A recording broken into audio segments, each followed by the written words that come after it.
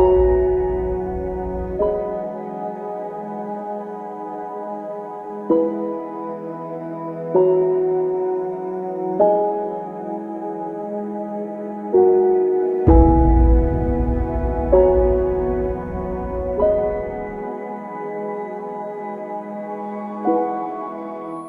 Right, सो आइए सत्र की शुरुआत करते हैं श्री राम स्तोत्र के साथ।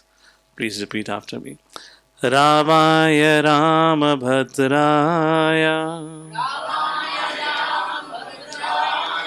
रामचंद्राय वेधसे रघुनाथाय नाथाय सीताय पतये नमः। रामाय रामभद्राय रामचंद्राय वेधसे रघुनाथाय नाथाय सीताय पतये नमः। Everyone repeat loudly please. Ramaya Ramabhadraya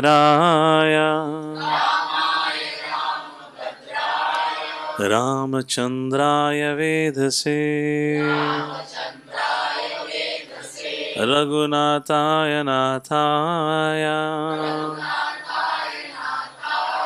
Sitaye Pataye Namaha।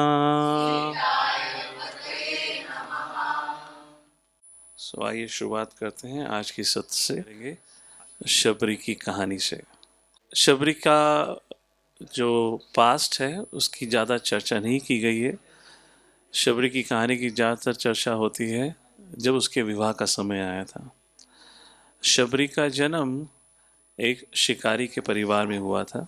One में रहने वाले अनटचेबल परिवार उस प्रकार से कहा जाता है, जो अपने जीवन पालन के लिए शिकार करके जानवरों को मारकर उसको ग्रहण किया करते थे और मार्केट में जो भी आप कहना चाहें एक्सचेंज करना वो किया करते थे, लाइक दिस। सो कहानी आती है शबरी की, कैसे उनके विवाह का समय था और जब विवाह पे जैसे समारोह होता है, खान पान खिलाया जाता है, तो उसके आयोजन के लिए उसके पिताजी ने 1000 बकरियों का प्रबंधन किया था, जिसको वो उस दिन सेक्रीफाइस करके उस मांस को सबको खिलाने वाले थे। पर शबरी इस चीज़ को देख के वह सहन नहीं कर पाई और वह अपने घर से शादी वाले दिन ही भाग जाती हैं। उस प्रकार से वह वन में निकल जाती हैं। वन में उस समय 2 प्रकार के लोग रहा करते थे, एक तो साधु संत और दूसरे वह जो राजधर्म और राज्य में नहीं रहा करते थे, नहीं रह सकते थे, उस प्रकार से वो वन में रहा करते थे। तो जब वह उस प्रकार शिकारियों के कस्बे से या एरिया से भाग कर आती हैं तो साधु संत के समाज के पास जाती हैं और वहाँ पे कई साधु संतों से मिलती हैं और शरण की प्रार्थना करती हैं। दुर्भाग्यपूर्ण उनको कोई भी शरण नहीं देता है। किस कारण से? उनको ये कह के कि उनका जो जन्म हुआ है या जो उनका परिवार है वो एक शिकारी का परिवार है, एज अ लो कास्ट, तो आप इस प्रकार से भगवान की सेवा इत्यादि नहीं कर सकते। अंत में वो भटकते भटकते ऋषि मतंग के आश्रम में पहुंचती हैं। जैसे हम शायद कल शाम ही बात कर रहे थे, जो सुग्रीव व बलि की बात कर रहे थे, तो बलि को श्राप किसके द्वारा दिया गया था? ऋषि मतंग के द्वारा। तो वह मतंग ऋषि के आश्रम में पहुंचती हैं और वह महान भक्त मतंग ऋषि वह शबरी को स्वीकार लेते हैं और उनको सेवा देकर उनको अपने आश्रम में आश्रय देते हैं। जिस प्रकार से मतंग ऋषि ने उनको ये स्वीकारा, तो जो बाकी ऋषि मुनि थे वह इस चीज़ को स्वीकार नहीं कर पाए।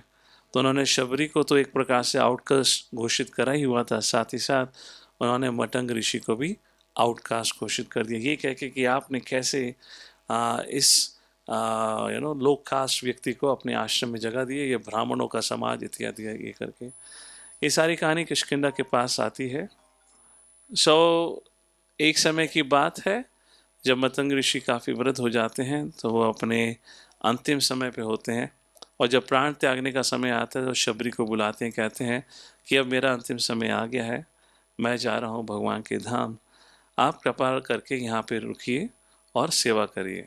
तो शबरी रोने लगती हैं, कहती है हे प्रभु, हे गुरुवर, आपके अलावा मेरे जीवन में कोई आश्रय देने वाला था ही नहीं, आप चले गए तो मेरा क्या होगा, कृपा करके आप ही मुझे अपने संग अपनी अगली गति भगवान के यहाँ ले चलिए। तो उस समय उनके गुरुवर कहते हैं, हे शबरी, आपको अगले जन्म के इंतज़ार करने की आवश्यकता नहीं है, आपके प्रभु आपके इस जन्म में ही आपको दर्शन देंगे।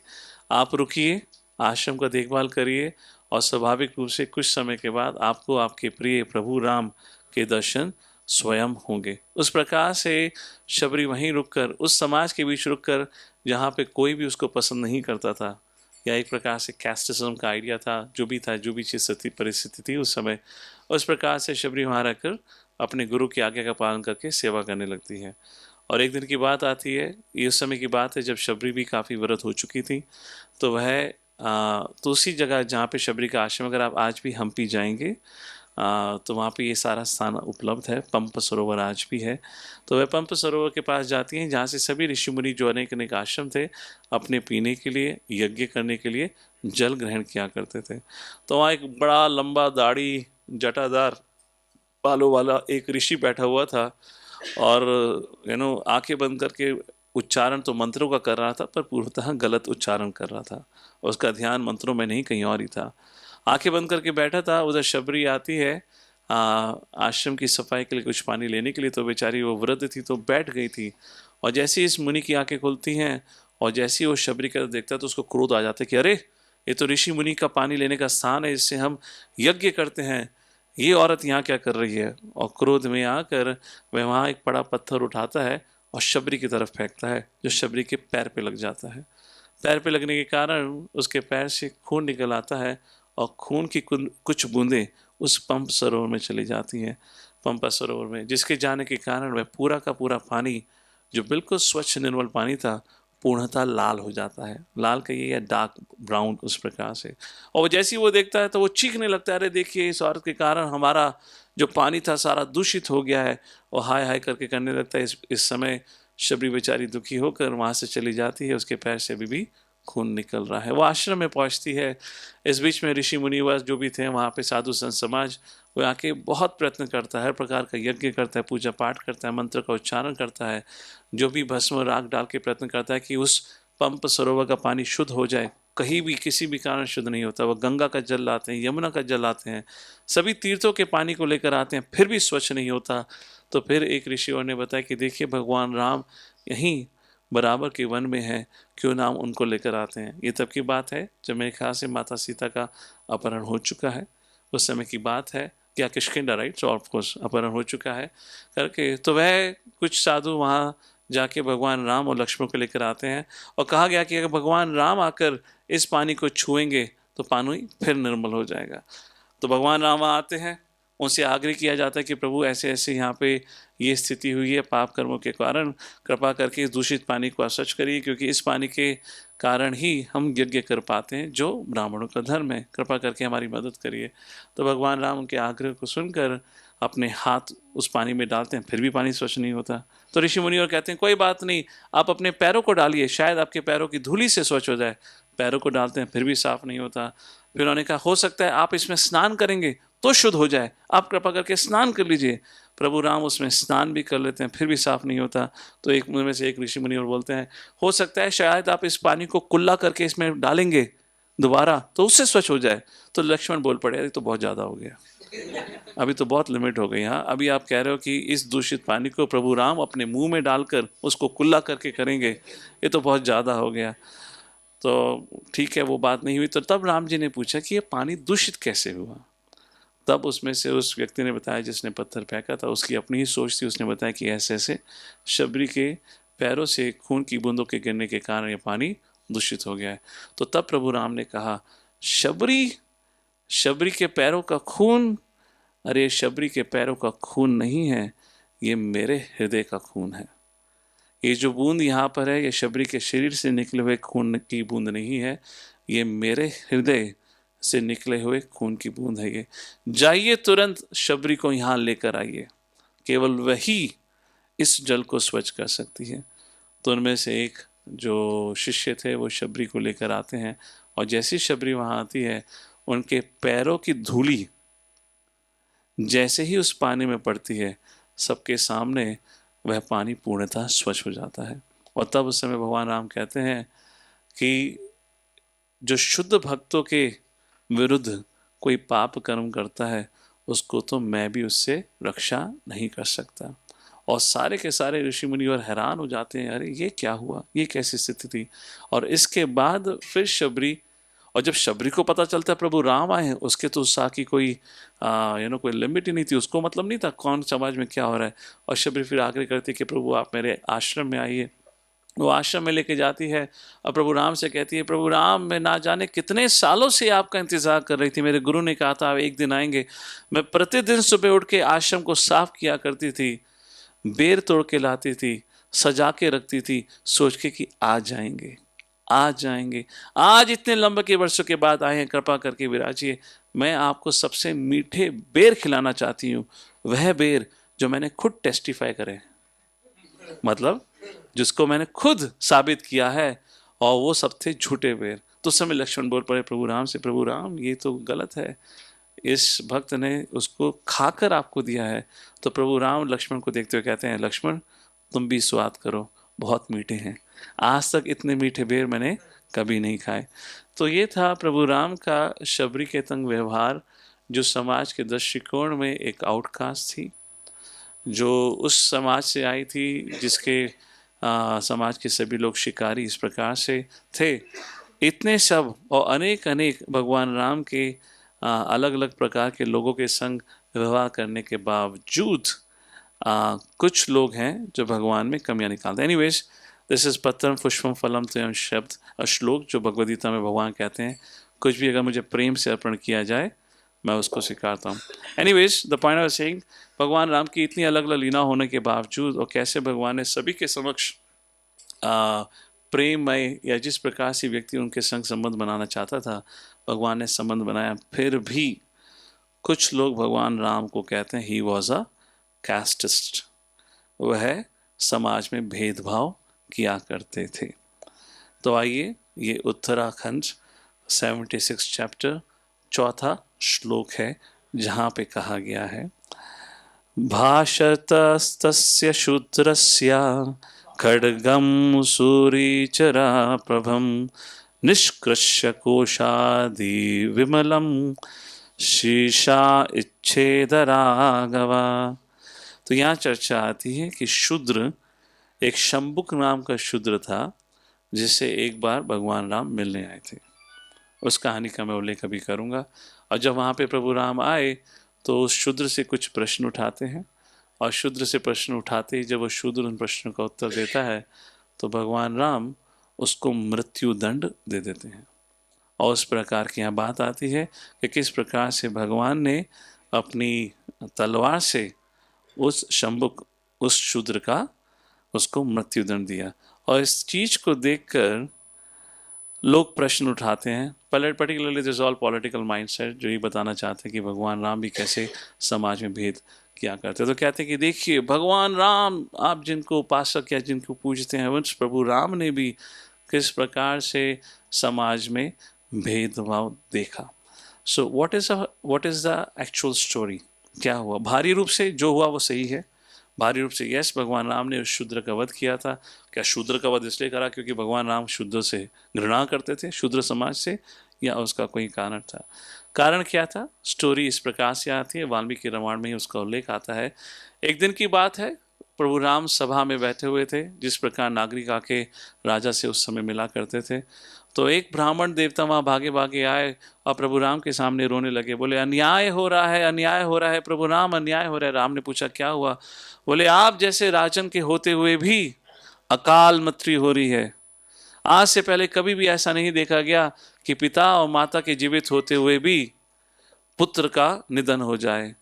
और अगर ऐसी कोई स्थिति होती है कि माता पिता जीवित होते हुए भी पुत्र या पुत्री का निधन हो जाए, इसका मतलब या तो माता पिता के द्वारा कोई पाप कर्म किया गया है, या तो राजा के द्वारा या राज्य में कुछ पाप कर्म चल रहे हैं। हे राजन, अगर मेरे पुत्र को आपने 2 हफ्तों के अंदर दोबारा जीवित नहीं किया तो मैं और मेरी पत्नी अपने ही स्वयं प्राण त्याग देंगे।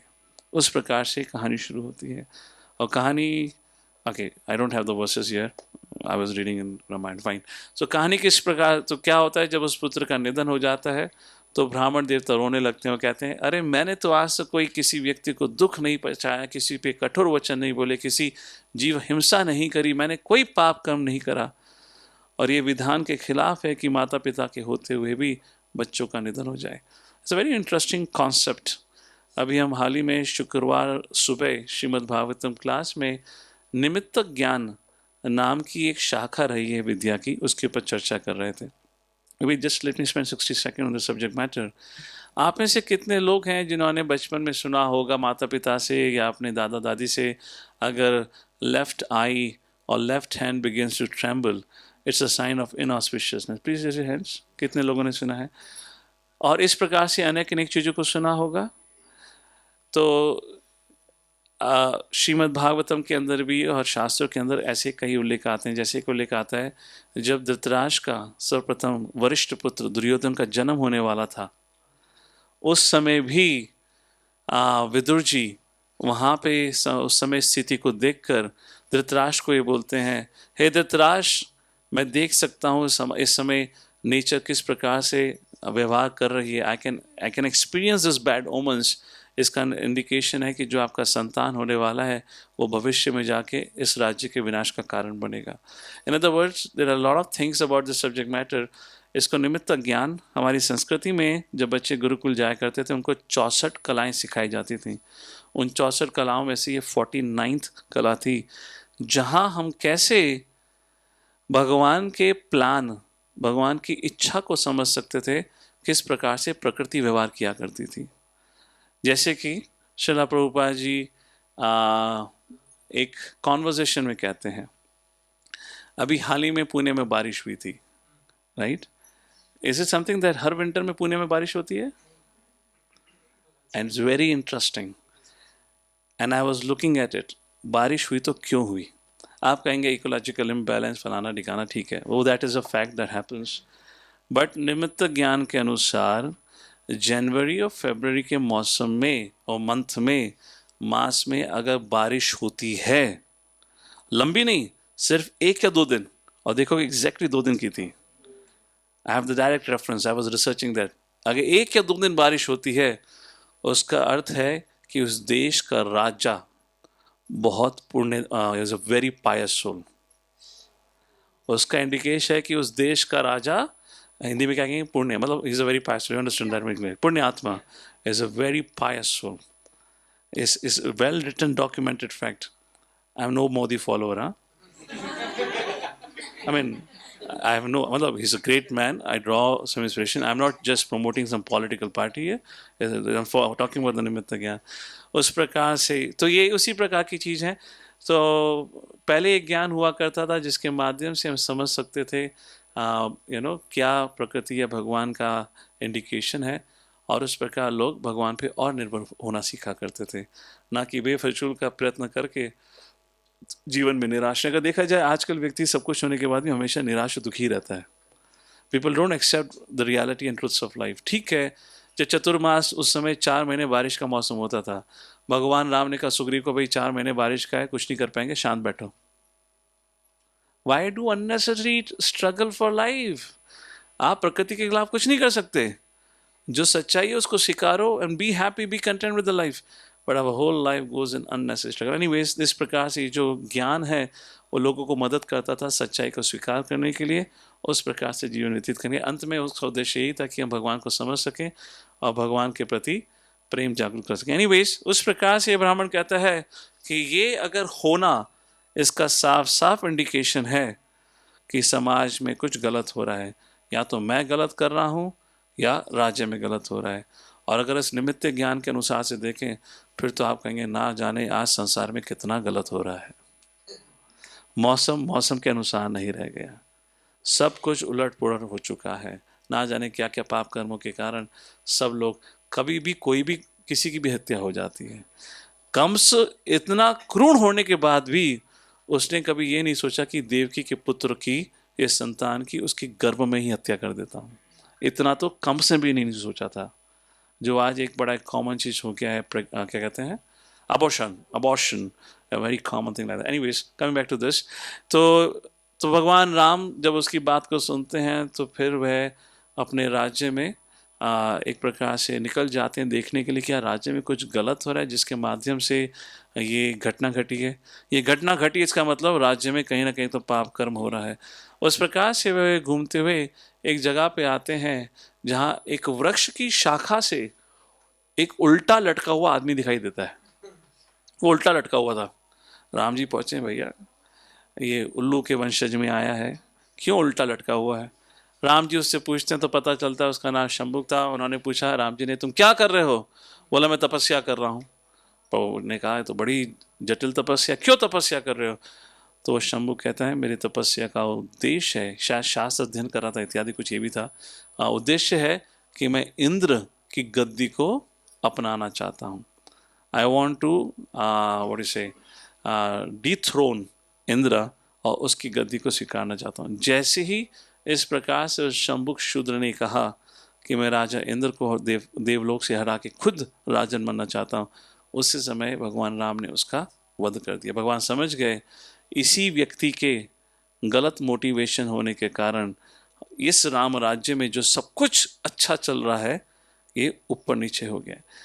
ये बहुत इंटरेस्टिंग चीज़ है।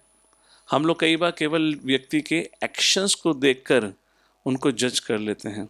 अगर ये कहा जाए कि तपस्या ही अपने में सर्वश्रेष्ठ है, रावण से बड़ी तपस्या कौन कर सकता था? Yes, he did austerities for such a long period, but उसका उद्देश्य क्या था, उसका मोटिवेशन क्या था? उसी प्रकार से अलग अलग प्रकार से असुरों के बारे में चर्चा करें। तपस्या तो सबने करी, हिरण्याक्ष, हिरण्यकाशिपु, रावण, कुंभकर्ण, सब ने तपस्या करी, पर उसका उद्देश्य क्या था? जिस प्रकार से वो शिव जी के भक्त आते हैं ना, क्या नाम था उसका, जिसके ऊपर भी हाथ रखूं, भस्मासुर, इतनी तपस्या करी, उसका उद्देश्य क्या था? सिर्फ सर्वनाश करना। सो मोटिवेशन इज व्हाट काउंट्स। उसी प्रकार से मैं एक और कंट्रोवर्सी पे उल्लेख करना चाहूँगा, वो आती है द्रोणाचार्य और एकलव्य के संबंध को लेकर। रामायण से थोड़ा महाभारत में आते हैं, फिर वापस रामायण पे जाएंगे। तो बड़ी चर्चा होती है एकलव्य के गुरु निष्ठा की। क्या आदर्श व्यक्ति था। गुरु ने कहा ठेंगा दे दो, खुशी खुशी ठेंगा दे दिया, मतलब अंगूठा दे दिया। कितना निष्ठावान व्यक्ति था। सो कहानी क्या है? कहानी इस प्रकार से आती है। एक दिन की बात है, पांडव और कौरव जंगल में शिकार करने के लिए, जैसे मैंने बताया क्षत्रिय जो है उनके लिए शिकार करना अलाउ था, ताकि वह जो क्षत्रिय जो फाइटिंग स्किल्स हैं उसको ट्रेन अप कर सकें उस प्रकार से। और जो खूंखार जानवर हुआ करते थे उनका वध किया करते थे। तो जंगल में एक जंगली, उस समय उनको कुत्ता मिलता है या भेड़िया इत्यादि कुछ था, तो अर्जुन उस पर निशाने लगकर बैठते हैं, उधर से दुर्योधन निशाना लगा के बैठते हैं इत्यादि।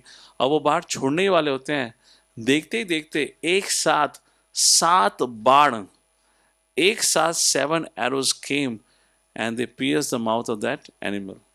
अर्जुन हैरान, युधिष्ठिर हैरान, कौरवों का कैंप हैरान, अरे ऐसे कैसे? आई मीन अगर आप बाण छोड़ोगे तो एक बाण, दूसरा बाण, तीसरा बाण, पर एक साथ 7 बाण आना। तो अर्जुन भी हैरान है कि बोले ये कौन है, ये कौन इतना महान योद्धा है जो ये स्किल तो हमारे पास भी नहीं है। और फिर पीछे करते करते उस व्यक्ति के चरणों के निशानों का पीछा करते करते फाइनली वे पहुंचते हैं एक आश्रम में, जहाँ पे उन्होंने द्रोणाचार्य की मूर्ति को देखा। और उस मूर्ति पर को कहते हैं पूजा करके एक व्यक्ति, एक लड़का आर्चरी की प्रैक्टिस कर रहा था। और फिर अर्जुन जी उनसे जाके मिलते हैं तो पता चलते हैं उसका नाम था Eklavya. Eklavya Nishad community, it was an outcast community, या ये कहिए लुटेरे जो होते थे उस कम्युनिटी में, उस लुटेरे के राजा का बेटा था, जिसका उद्देश्य था बहुत शक्तिशाली, सबसे शक्तिशाली योद्धा बनना। पर अगर आप लुटेरे के बेटे हैं, सबसे शक्तिशाली योद्धा बन के आप क्या करेंगे? They were always against the rule of the king. तो इस प्रकार से वही एकलव्य, द्रोणाचार्य के संग संबंध क्या था? तो जब द्रोणाचार्य जी का गुरुकुल स्थापना हुई थी भीष्म पितामह के द्वारा, तो यही एकलव्य द्रोणाचार्य से शिक्षा प्राप्त करने के लिए आया था। तो जब एकलव्य ने अपना इंट्रोडक्शन दिया तो द्रोणाचार्य ने शिक्षा देने से मना कर दिया था, उसको वापस भेज दिया था। वही एकलव्य वापस आकर द्रोणाचार्य की मूर्ति बनाता है और चुपके से वह शिक्षा जो द्रोणाचार्य पांडवों कौरवों को दिया करते थे, चुपके से सुनकर उसका वो प्रैक्टिस किया करता था। इस कारण वह बहुत शक्तिशाली हो गया था। जब अर्जुन को ये पता चली, अर्जुन दुर्योधन इत्यादि वापस जाते हैं, द्रोणाचार्य को बताते हैं कि प्रभु, हे गुरुवर, हमारे अलावा भी आपका एक शिष्य है जो हम सबसे सबसे सर्वश्रेष्ठ है, उसकी गुरु निष्ठा देखने वाली है। द्रोणाचार्य भी हैरान हो जाते हैं, अभी ऐसा कौन सा शिष्य है जिसको मैं ही नहीं जानता। तो द्रोणाचार्य जी वहाँ पर आते हैं, और जब वो एकलव्य को देखते हैं तो समझ जाते हैं ये लड़का कौन है। और फिर एकलव्य से कहते हैं, हे एकलव्य, ओहो, तो तुम्हारी गुरु निष्ठा इतनी है कि तुमने गुरु के माध्यम से ये सब बल प्राप्त किया है।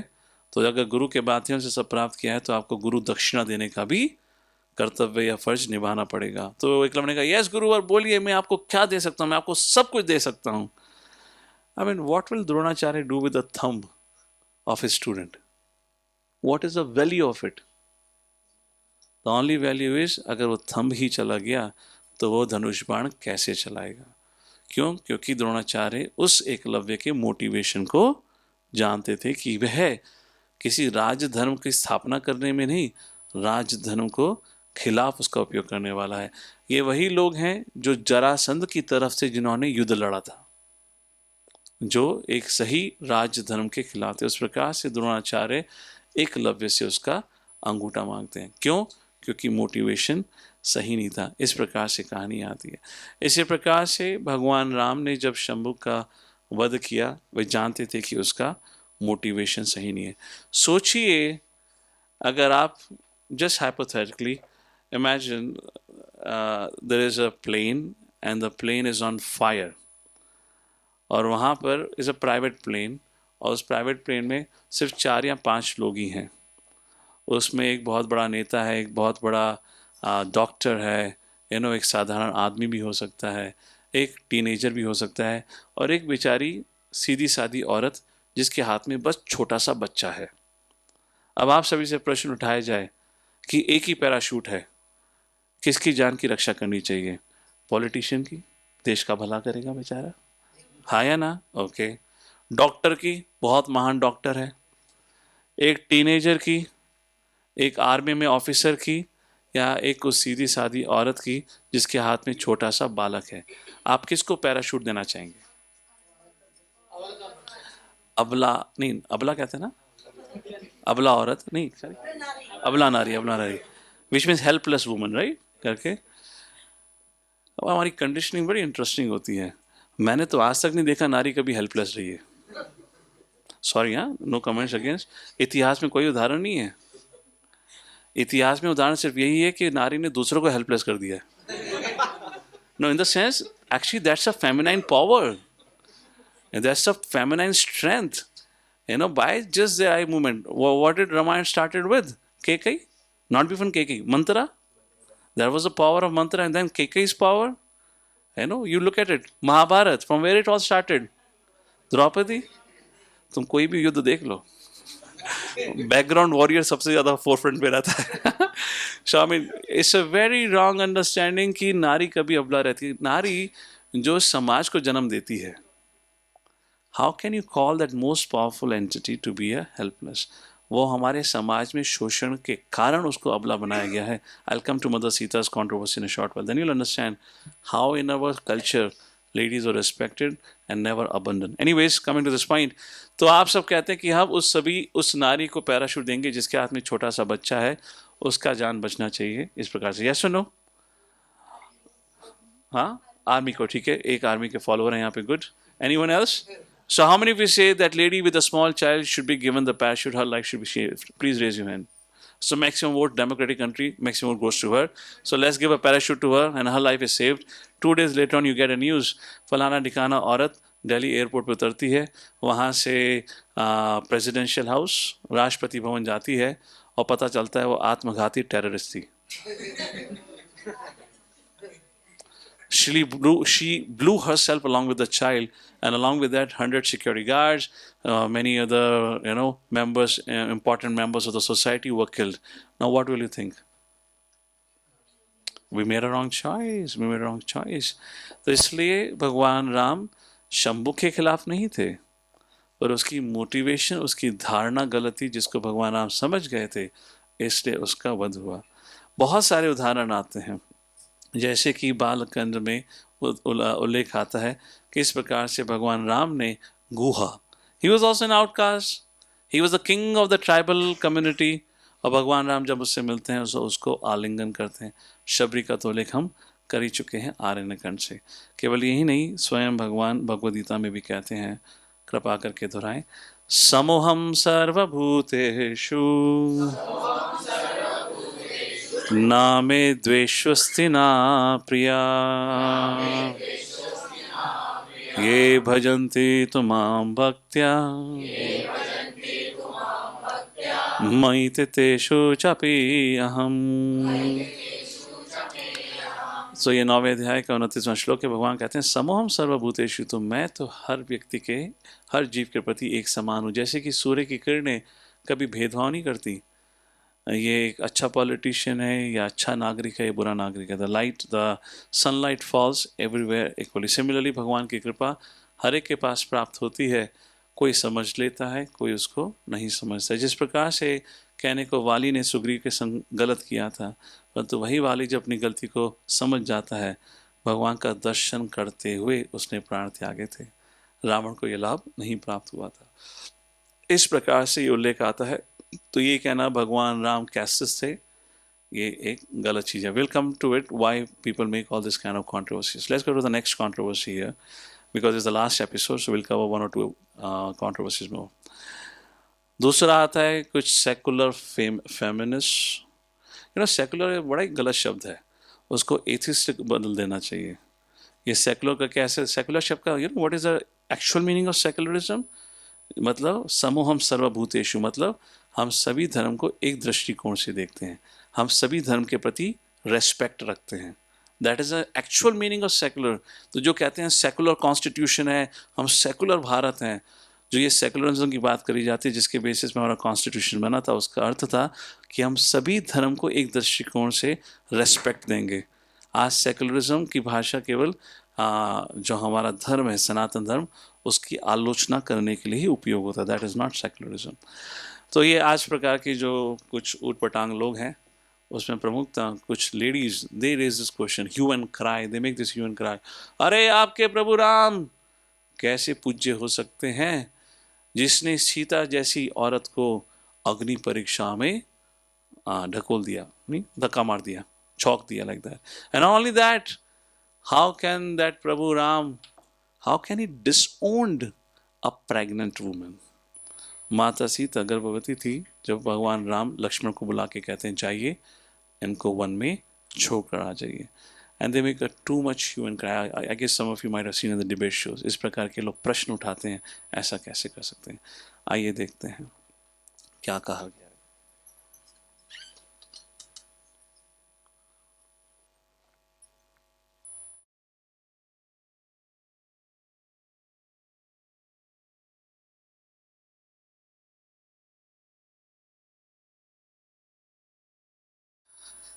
ये छठा खंड 115 अध्याय का 17वां श्लोक आता है. There are some chairs behind. Some seniors want to sit. Otherwise, here and there, both their chairs are there. और कहा गया है, भगवान राम सीता से ये प्रश्न, माता सीता के प्रति ये श्लोक या शब्द कहते हैं. उसका अर्थ क्या है, मैं अर्थ पढ़ देता हूँ. ये तब की बात है. सो बैकग्राउंड क्या है, रावण का वध हो चुका है. भगवान राम हनुमान जी को बुलाते हैं, कहते हैं जाइए माता सीता को ये खबर दीजिए कि आपके प्रभु राम विजय हुए हैं. तो हनुमान जी पहुंचते हैं, माता सीता को खबर देते हैं, न्यूज़ देते हैं कि इस प्रकार से. और माता सीता की उत्साह की तो कोई सीमा ही नहीं रहती. उस समय हनुमान जी पूछते हैं माता सीता से, वहाँ पे राक्षसी तो थी, तो पहले जब राउंड में आए थे हनुमान जी, तो उन्होंने देखा था कैसे कुछ राक्षसी जो हैं सीता को कष्ट दे रही थी. तो हनुमान जी ने सोचा बहती गंगा में एक आध मैं भी लपेट लेता हूँ. उन्होंने माता सीता के प्रति अपराध करा. तो he asked mother Sita, it's an etiquette before you do anything you ask, your worshipable, you ask mother Sita can I run, कर दूं क्या. तो माता सीता ने कहा बिल्कुल नहीं. देखिए इनका कोई दोष नहीं था, ये रावण के आदेश पे कर रही थी. जब रावण ही नहीं रहा तो why would they torture me. So I mean there's a very beautiful episode and a teaching of forgiveness that Mother Sita teaches. I'll not go into that, that'll take a while. A very beautiful episode that comes in interaction between Hanumanji and Mother Sita in Valmiki Ramayana. Let's move forward. सो हनुमान जी कहते हैं कि जल्द ही भगवान राम आपको यहाँ लेने आएंगे। तो Hanuman ji comes back and then भगवान राम विभीषण को भेजते हैं, जाइए पूरे you know what you say in the royal procession bring mother Sita back to this place. Vibhishan जाते हैं फुल रॉयल प्रोसेशन के संग, मदर सीता को वहाँ लेकर आया जाता है। It's a very beautiful episode. I don't think so I will be able to do justice in true sense. अगर आप पढ़ेंगे वाल्मीकि रामायण, अगर समय होता तो मैं श्लोक के संग आपको उसका उल्लेख करता। We don't have that much time. Very beautiful. I cannot believe कि कोई उस श्लोक श्रृंखला को पढ़े and would not have tears in their eyes. I will not be moved, emotionally moved by what happens. Mother Sita, I think it's a perfect love story. And it's a perfect love story. Mother Sita comes and Lord Ram बहुत दूर से आदेश देते हैं. All right. Okay, I don't want to go in details. Anyways, Lord Ram बहुत दूर से आदेश देते हैं कि मदर सीता के पालन को वहीं छोड़ दीजिए। उस समय इतिहास में रानी का चेहरा कोई नहीं देखा करता था। And Rani would not come in a public domain और पब्लिक प्लेस, और सामान्य नागरिकों के बीच में तो बिल्कुल भी नहीं। और तब क्या कहना जब वानर सेना हो, पूरी चारों तरफ वानर सेना है। भगवान राम कोई अयोध्या से सेना तो लेकर नहीं आए थे, वहाँ पे सीता को उन वानर सेना के बीच में आने से कोई मतलब ही नहीं बनता। उस प्रकार से वो चीज़ें होती हैं। माता सीता खुश भी होती हैं और उनको आश्चर्य भी होता है इस प्रकार से क्यों प्रभु राम ने कहा है। माता सीता पालकी से नीचे उतरती हैं and her joy knows no bounds. For after so many months, close to more than 6 months, and later, Mata Sita is for the first time having a darshan of Lord Ram. Of course, Mata Sita की आंखों में भगवान राम का चित्र तो हमेशा ही था, but now she's seeing Lord Ram. She wants to run. She wants to run and embrace Lord Ram, but you cannot do it in a public place. But Mata Sita देखती हैं कि कुछ तो गड़बड़ है। उनकी आंखें प्रभु राम से नहीं हट रही हैं, पर प्रभु राम सीता की तरफ देखते ही नहीं हैं। And she's so heartbroken. And Lakshman Ram ji के साइड में खड़े थे और सब कुछ देख रहे थे क्या चल रहे हैं। Even Lakshman was crying, "What are you doing, Prabhu? First of all, why Mother Sita has to walk among all these? Palki should have come right here. You made the Palki stop so far away. You asked Mother Sita to get down and walk up to here. और जब सीता आ रही हैं आप उनकी तरफ एक पल देख भी नहीं रहे। And Mother Sita is completely traumatized. क्या चल रहा है? What's going on? What's the scene here?" उस समय फिर प्रभु राम माता सीता की तरफ बिना देखे हुए कहते हैं, लक्ष्मण जाओ अग्नि जलाओ। और माता सीता, नॉट माता सीता, आई मीन सीता को कहो उस अग्नि परीक्षा में भाग ले। मैं राजा नहीं, actually this is not what he said first, sorry, I guess I have those shlokas, या at least some shlokas I have, this is not what he said first. So what he said, तदगच्छात वानुजाने, तदगच्छात वानु अनुज, जाओ अनुज लक्ष्मण, तद्गच्छात वानुजाने अद्य यथेष्टम जनकात्मजे, एतादशादिशो भद्रे कार्यमस्ति न मे त्वया। तो कहा गया है, देखिए हे सीता, मैं राजा और पति होने के नाते मैंने अपने धर्म का पालन किया है। मैं एक इक्ष्वाकु वंश का वंशज होने के नाते मैंने अपने कुल की इज्जत का what do you say? I have maintained the reputation of my family lineage. I have protected our dignity. जाओ, ये 10 दिशाएं तुम्हारे लिए खुली हैं, तुम्हें जहाँ जाना है मैं तुम्हें स्वतंत्र करता हूँ। Go wherever you want. And Lord Ram is not looking at Mother Sita at this point of time. आगे भगवान राम कहते हैं, कहा पुमां सुकुले जाता स्त्रियम परगाशुषिताम तेजस्वी पुनरादद्या सुरलेखेन चेतसः। ऐसा कौन व्यक्ति है जो एक नोबल डायनेस्टी में आया हो, वह एक ऐसी नारी को स्वीकारे जो नारी एक दिन नहीं अनेक महीनों तक पराये व्यक्ति के संग रही हो। ऐसा हो ही नहीं सकता कि उस व्यक्ति ने उस नारी को छुआ ही ना हो, otherwise why would he kidnap? And when Mother Sita heard this, she was so shocked. And Sita उस समय बोलती हैं, and Sita said, he said, हे प्रभु, हे राजन, अगर आपको मेरे चरित्र पर हल्का सा भी संशय था तो आपने मुझे यहाँ बुलाया ही क्यों? आप मुझे तभी वहीं लंका में कह देते कि आप मुझे स्वीकार नहीं कर सकते क्योंकि ये इक्ष्वाकु वंशज पे लांछन पड़ जाएगा कि कैसे एक दूषित नारी को आपने स्वीकारा है। मैं अपने प्राण वहीं त्याग देती, यहाँ मुझे बुलाकर इस प्रकार से Why are you insulting me here? What are you intending to do like this? उस प्रकार से माता सीता कहती हैं. माता सीता आगे कहती हैं, Raise a pyre for me, O Sumitri. This is the only remedy for my misery. Sumitra के पुत्र लक्ष्मण को कहा कि जाइए अग्नि जलाइए. जिस प्रकार से राम के द्वारा मेरे खिलाफ ये शब्द कहे गए हैं, उससे अच्छा, उसको सुनने से अच्छा मैं अग्नि में जलकर भस्म हो जाऊं. Publicly renounced by my husband, who is insensible to my virtue, there's only one redress for me to undergo the ordeal by fire. In other words, because ये वार्तालाप भगवान राम और सीता के बीच में प्राइवेट कॉन्वर्सेशन नहीं था, ये पब्लिक कॉन्वर्सेशन था. Now, why was Lord Ram doing all this? अगर ऐसा ही था तो प्राइवेट में कर सकते थे, क्योंकि प्रभु राम एक साधारण नागरिक नहीं थे, वो राजन थे, राजा थे. ना राजा के लिए अपने नागरिकों को एक अच्छा व्यवहार और उस प्रकार से सही वैल्यूज सिखाने के लिए सबसे महत्वपूर्ण है वह खुद ही उन वैल्यूज़ का पालन करें. तो वह उस समक्ष के सभी के सामने उन्होंने इसलिए वार्तालाप करी. Actually, Bhagwan Ram was not embarrassing or insulting Mother Sita.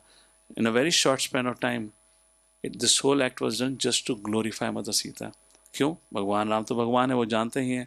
तो यहाँ अग्नि परीक्षा होगी और अग्नि परीक्षा होते ही ब्रह्मा जी आ जाते हैं, अन्य देवता आ जाते हैं और वह सबके सामने ये घोषणा करते हैं, प्रभु राम हम साक्षी हैं, सूर्य साक्षी है, वायु साक्षी है, चंद्रमा साक्षी है, सारे नक्षत्र साक्षी हैं, इंद्र साक्षी है, अग्नि साक्षी है, मैं स्वयं ब्रह्मा साक्षी हूँ. माता सीता की आपके प्रति जो निष्ठा है उसमें एक पल भी कमी नहीं आई. And this whole conversation is heard by everyone. क्यों? क्योंकि एक मुंह से दूसरे मुंह तक आवाज़ जाना बहुत आसान होता है. तो जब सब सुनेंगे तो अपने आप खबर फैल जाएगी. और जब ब्रह्मा जी इस प्रकार से आके कहते हैं, anyways I just move forward. Maithili दोनों हाथों को जोड़ते हुए अग्नि की तरफ जाती हैं और कहती हैं, these are something which I felt very nice, so I just noted. As my heart has never ceased to be true to Raghava, do you, witness of all beings, वो अग्नि से प्रार्थना करते हुए कह रहे हैं, grant me your protection. अगर आपको लगता है कि मैं कभी भी राम के प्रति मेरी निष्ठा में कभी कोई कमी ना आई हो तो कृपा करके अग्नि से मुझे कोई भी हानि नहीं होनी चाहिए. Please grant me full protection. As I have never been unfaithful in act, thoughts and speech to Rama, who knows all the virtues, so let the fire God protect me. Since that adorable son like this whole prayer goes on. Mother Sita enters, Brahma ji comes and Brahma ji declares माता सीता के चरित्र में कोई भी कमी नहीं है. और उसी समय अग्नि देवता स्वयं माता सीता को उस अग्नि से लेकर आके वहाँ प्रकट होते हैं. At that time, Lord Ram looked at Mother Sita. See, अगर आप भगवद गीता को देखेंगे, भगवद गीता के शुरुआत में या महाभारत के युद्ध की शुरुआत में जब युद्ध शुरू होने वाला था, अर्जुन का मन भटक गया था, विचलित हो गया था. क्यों विचलित हो गया था? उसके सामने एक छोटी सी विविधा नहीं थी, बहुत बड़ी क्राइसिस थी. वो क्या क्राइसिस थी? या तो मैं धर्म का पालन करूं, क्षत्रिय धर्म का पालन, जो दंडनीय है उनको दंड दूं. परंतु दूसरी प्रॉब्लम क्या थी? दंड मुझे उनको देना था जो खुद के अपने थे. अपने ही नहीं, अपने गुरुवर थे.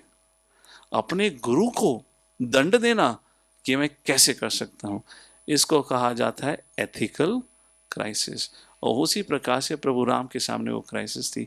सीता को स्वीकार लेते, सीता को प्रसन्न कर देते उस प्रकार से, तो लोग कहते अरे ये कैसा राजा है. Please understand, this is not Kalyuga, this is not what happens today. ये उस समय की बात है. वह अगर let's go back to Mahabharat. Mahabharat was way later than Ramayan. उस महाभारत में जब भीष्म पितामह क्या नाम है इसका,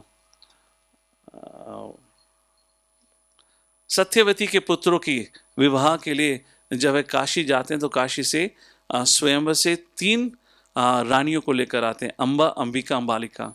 अंबिका अंबालिका की तो शादी हो जाती है, परंतु अंबा भीष्म पितामह से आके कहती हैं कि मेरा किसी और के संग प्रेम का संबंध है. तो भीष्म पितामह जब उसको सुनते तो कहते हैं आप जाइए, आप अपने प्रेमी के पास वापस जाइए. जब वह प्रेमी के पास वापस आती हैं तो वह प्रेमी जो क्षत्रिय था, जो राजा था, वो कहता है मैं तुम्हें नहीं स्वीकार सकता. क्यों? क्योंकि आपको किसी और ने हाथ लगाए. And what was that? It was just a touch by which all the queens were brought on the chariot. So you know there is a cultural context we have to understand. अभी हम तो रामायण की बात कर रहे हैं, उससे कई लाखों साल पहले की बात। तो भगवान राम नहीं चाहते थे कि कोई उनके चरित्र पे, उससे अधिक सीता के चरित्र पर कोई उंगली उठाए, कह के कि इतने महीनों तक किसी और पुरुष के संग रही, ना जाने क्या क्या हुआ है। तो ब्रह्मा जी के द्वारा उन्होंने ये वचन बुलवाए ताकि सबको पता रहे कि माता सीता के चरित्र में कोई सी भी कमी नहीं थी। फिर भी लोग प्रश्न उठाते हैं कि क्यों माता सीता को प्रभु राम ने अग्नि में जाने के लिए कहा। ये वही सीता है, अगर देखा जाए वनवास की सजा प्रभु राम को मिली थी, पर सीता की पति के प्रति ये निष्ठा थी कि खुशी खुशी वह अपने पति के संग वन में गई। ये वही सीता है जो कभी वन या नंगे पैर, जिसने कभी अपना जीवन फल फूल या कड़ी जमीन पे सोकर ना बिताया, परंतु वह सीता ने सब कुछ स्वीकारा अपनी पति की सेवा के लिए। यही वही सीता है जिसको जंगल में अनेक अनेक प्रकार के कष्ट सहन करने पड़े, फिर भी उनके मन में एक बार भी 14 साल, ये तो 13 साल के वनवास के बाद आखिरी साल में, आखिरी 6 महीने में घटना घटी थी। 13.5 साल के तपस्या के बावजूद भी उनके मन में एक बार ये नहीं आया, अरे बहुत लंबी पिकनिक हो गई, इनको अपना काम करने दो, मैं राजमहल में रहती हूँ, मुझे क्या आवश्यकता है, देखने वाले वहाँ पे बहुत हैं, सब कुछ मिलेगा, मैं क्यों कष्ट झेलूँ। ये वही सीता है जो 6 महीने से अधिक रावण के राज्य में रही और प्रतिदिन इनको सताया जाता था। और कई बार तो रावण ने ये भी बताया, अलग अलग वो रूप में आता था। एक बार तो वह राम जी का कटा हुआ सिर लेकर आ गया था, ये कह के कि देख सीता, तेरे राम की वध कर दिया। सीता ने कहा हो ही नहीं सकता। उस अनेक अनेक प्रकार से उनका शोषण किया गया, फिर भी सीता ने कभी रावण के प्रपोजल को नहीं स्वीकारा।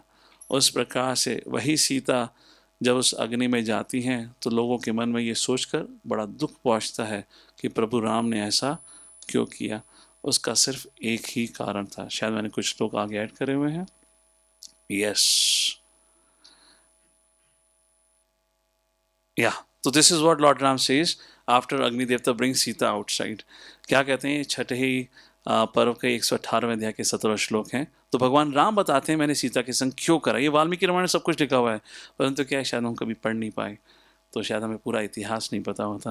राम कहते हैं प्रत्यार्थम तु लोकानाम त्रयाणाम सत्य स्मृश्य उपेक्ष चापि वैदिहिम प्रविशंतिम हुताशनम। In order to convince the three worlds, I whose refuge is truth, मैंने सीता को इग्नोर किया while she was entering the world। मैं केवल इस माध्यम से सीता के चरित्र को प्रकट करना चाहता था, इसलिए मैंने किया।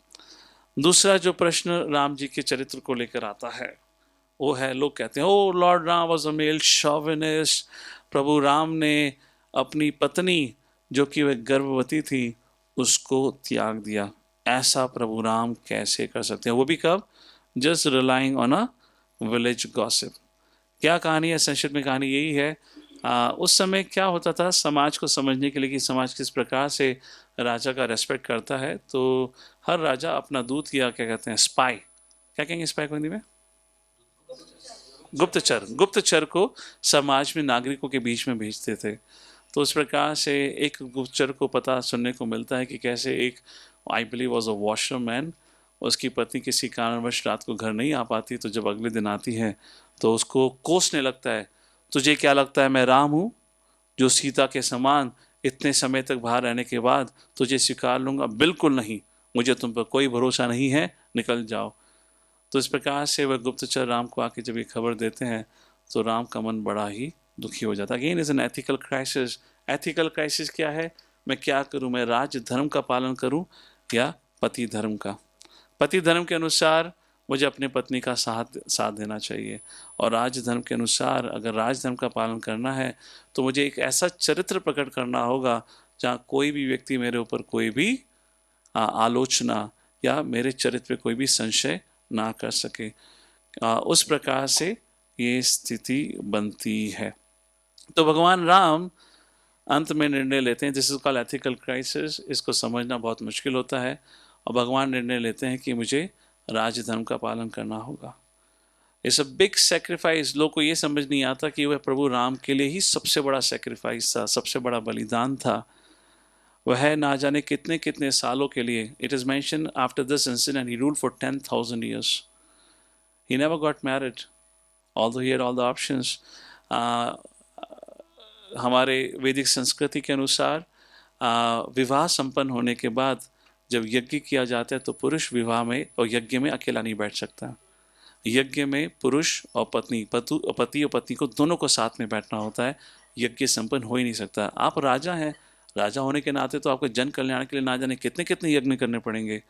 ऐसे कई बार उनको जब यज्ञ करने का मौका आया तो हर बार उनसे कहा जाता था कि हे प्रभु राम, या तो आप सीता को वापस बुला लीजिए या आप दूसरा विवाह कर लीजिए। सीता को वापस बुलाने का मतलब नहीं, क्योंकि सीता वापस आती तो कोई ना कोई फिर कहता कि ऐसे कैसे स्वीकार सकते हैं, दूसरी शादी करनी। प्रभु राम ने कहा बिल्कुल भी नहीं, मैं दूसरी शादी भी नहीं करूंगा। तो it was a great great sacrifice. लोगों को वो क्यों नहीं समझ आता, जैसे मैंने आपको पहले लेसन पहली क्लास में बताया था, लोग उस इतिहास को अपनी दृष्टिकोण से समझने का प्रयत्न करते हैं। और आपको मैंने 3 संस्कृति बताई थी या समाज के 3 भाव होते हैं, विरक्ति, विकृति, प्रकृति एंड संस्कृति। ये विकृति प्रकृति आयुर्वेद के टर्म है। जब शरीर हष्ट-पुष्ट होता है उसको प्रकृति कहा जाता है, और जब शरीर बीमार हो जाता है उसको विकृति भाव कहा जाता है।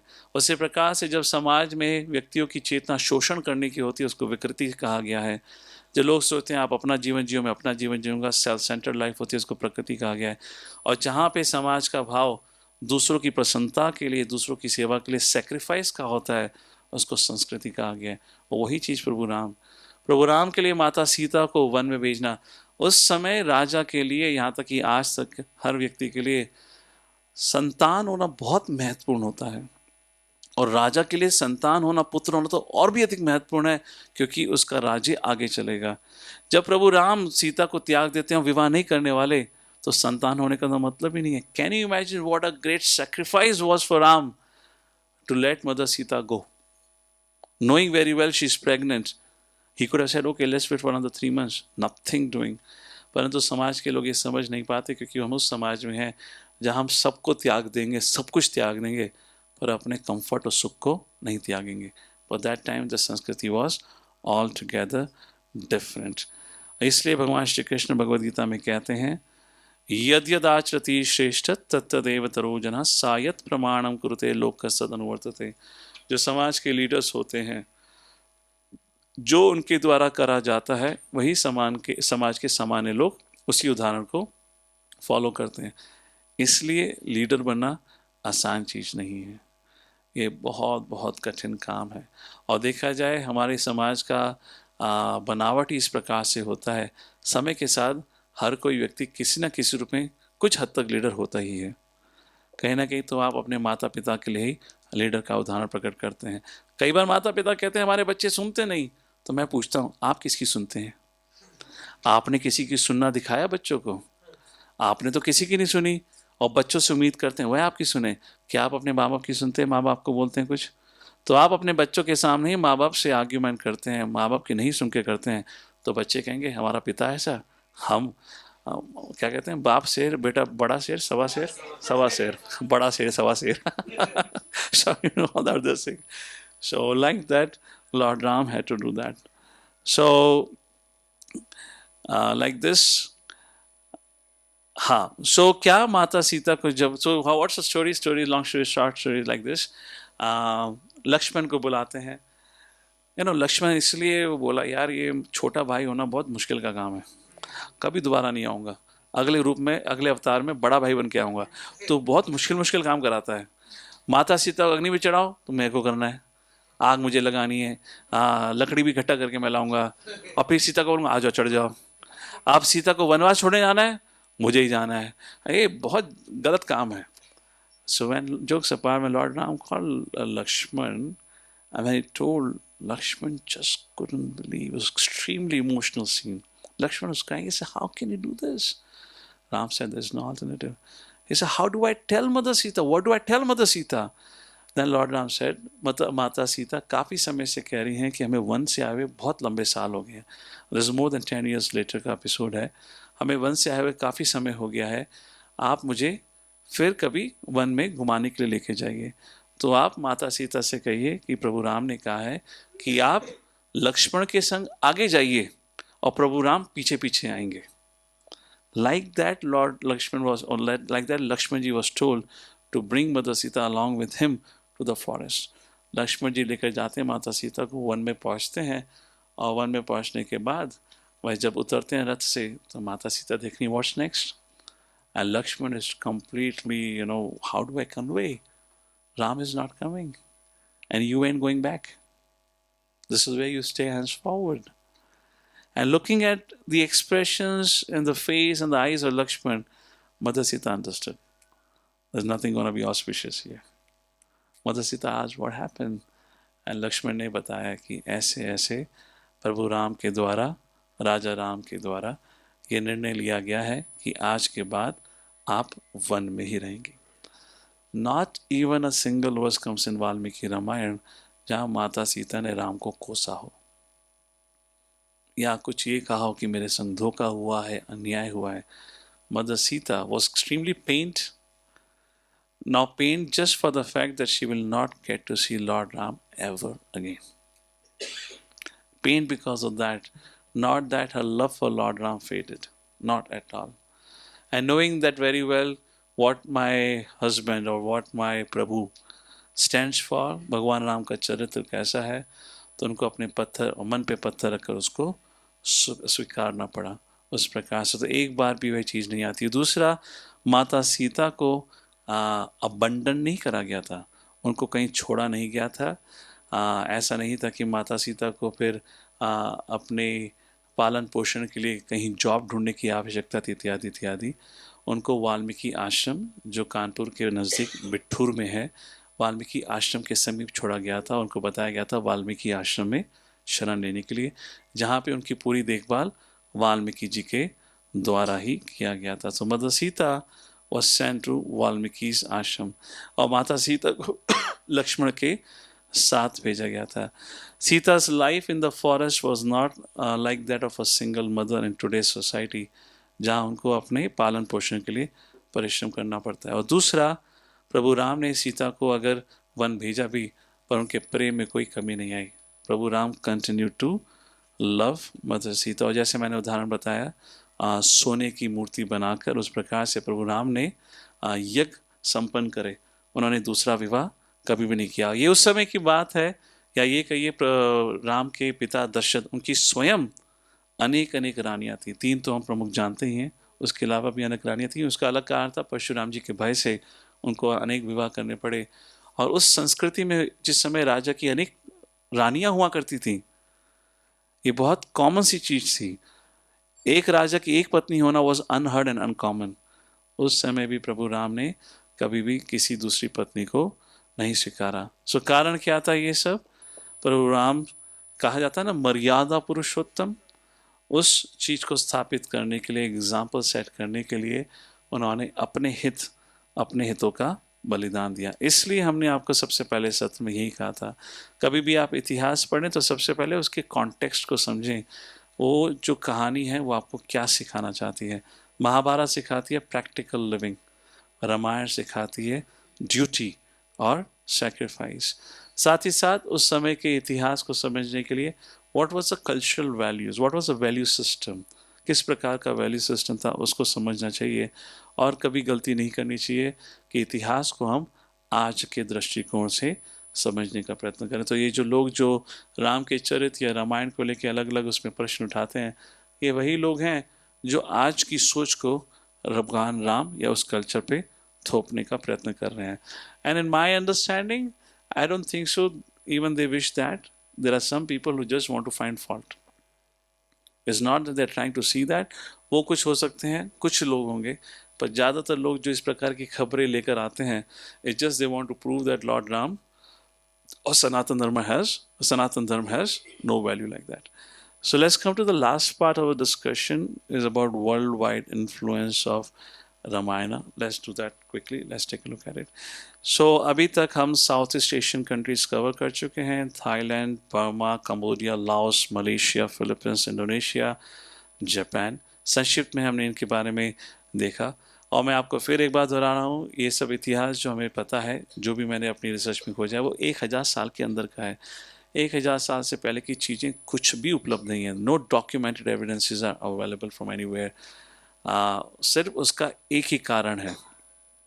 आप इतिहास को, मैंने जितना भी इतिहास पढ़ा है उसमें एक ही चीज़ बार बार आती है. जब भी कोई आतंकी या इन्वेडिंग पार्टी कहीं पे भी किसी ने हमला करके राज्य किया है, सबसे पहली चीज़ वो क्या करते थे? लूटते तो थे, लोगों को मारते तो थे, वहाँ के इतिहास को मिटा देते थे, जिसके कारणवश हमारे पास कोई डॉक्यूमेंटेड एविडेंसेस अवेलेबल नहीं है. तो जो इन सत्रों के माध्यम से चर्चा कर रहे हैं वो यही कर रहे हैं कि कैसे भगवान राम या रामायण का जो सिग्निफिकेंस इतना रहा है कि सभी दुनिया भर में उस रामायण को अपने अपने लोकल लैंग्वेजेस में उसको उतारा गया है. And that Ramayan became a national epic for various country. हमने चाइना और रशिया की बात करी, कजाकिस्तान जहाँ से कई आई थी एटसेट्रा, उस सब की बात करिए. Let's come to Ramayan in Europe. Is a very very huge subject matter. परंतु यहाँ पे मैं सिर्फ सबसे प्राचीन शहर जो यूरोप के इतिहास का रहा है, जिसका डॉक्यूमेंटेड एविडेंस रहा है, वो इटली का एक शहर आता है जिसका नाम है रोम, उसकी बात करेंगे. That is one of the most ancient city of Europe. Just to give you 1 or 2 points about Europe. This is again a documented evidences. कई कई जगह जहाँ ऐतिहासिक पुरानी बिल्डिंगों या जगह का जब खुदाई हुई है, वहाँ पे जब पुरानी सिविलाइजेशंस पाई गई हैं, ये उनमें से ही एक ही उस सिविलाइजेशन का चित्र है. They have found one thing consistently, कि कई बार वहाँ पर एक ऐसे व्यक्ति का चित्र आता है जिसकी पूँछ है. And this is that one photograph, and that resembles to those who know of Ramayan as Hanuman ji. Many pictures have been found where you see a man holding an arrow, bow, followed by a woman and followed by a man. Ram, Sita, Lakshman. One of the most ancient cities in Europe is the capital of Italy, Rome. Isn't it interesting? Rome. तो रोम का नाम कहाँ से आया है? रोम का नाम आया है रोमा से. For example, Hare is not an actual word. हरा is the actual word, but in meter that hara becomes hare. This is called language inflection. उसी प्रकार से जैसे Manu is a Sanskrit word जिससे the humankind have started, and that manu in English becomes man. Sanskrit में नाक को क्या कहते हैं? इंग्लिश में नोज कहते हैं, और संस्कृत में क्या कहते हैं? नासा और नासिका, पर नासा कहा जाता है, NASA, and that NASA becomes nose in English. This called as language inflection. उसी प्रकार से इटली का यूरोप का सबसे पुराना ऐतिहासिक जो शहर रहा है उसको रोम कहा गया है, जो रोमा शब्द से बना है. रोमा से रोम. पुराने समय में उसको रोमा कहा जाता था, राइटिंग में पाया गया है, उसको रोम कहा गया है. It is nothing but named after Lord Ram के नाम पर इसको कहा गया है. इंटरेस्टिंगली, जब इस शहर की स्थापना हुई थी, अकॉर्डिंग टू डॉक्यूमेंटेड एविडेंसेस, इस शहर की स्थापना हुई थी 21 April 753 BC, before Christ, which means this is 21st century. You are talking about 2800 years ago. इस शहर की स्थापना हुई थी. अकॉर्डिंग टू एस्ट्रोनॉमिकल कैलकुलेशन, 21 अप्रैल को क्या था? 21 अप्रैल को उस साल रामनवमी थी. 21 April 753 BC was a day of Ramnavami celebration. Ramnavami celebration पे राम की सिटी का स्थापना होना is too much a coincidence. और फिर उसका नाम पड़ना Roma to Rome. Why this exact date is recorded? Because 21st April was the date of Ram Navami in 753 BC. So, who were the founders of Italy? It were the ancient Etruscans. This is how you want to pronounce. जो पूर्णतः Italy और Europe में फैली हुई थी. और ancient civilization. This is the photo you see. These are the actual photos which are found on the paintings. There is a man in the there is a man in the front, then there is a lady, and followed by another man like this.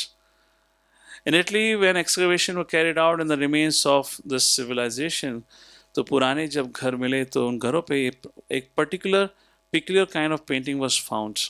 और उस paintings को अगर आप ध्यान से देखेंगे तो समझ जाएंगे ये राम, सीता और लक्ष्मण का ही उदाहरण है. Now, this is a coincidence or what, but many historians talks about this. So I've included the map here. You see this? Why this is not working? TV पे नहीं आता ये? Oh no, यहाँ पे आएगा. So let me have pointer option. There's a pointer. Is it coming?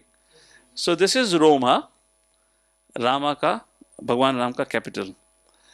Entirely opposite is another place called as Ravenna. Ravena. Ravan. So many historians say that's a pretty interesting, just entirely opposite, geographically entirely opposite across Italy. There is another city called as Ravenna. Looks like on the name after the name of Ravan, like this. So one is on west coast, other is on east coast. Now this is pretty profound. Vatican, where we say the Christianity is based out of, their most sacred city, Vatican. Vatican शब्द जो है, क्योंकि Sanskrit is the mother of all language, so it comes from Sanskrit only, और वह आता है वाटिका. वाटिका शब्द का मतलब क्या होता है? गार्डन. तो वेटिकन मीन्स गार्डन.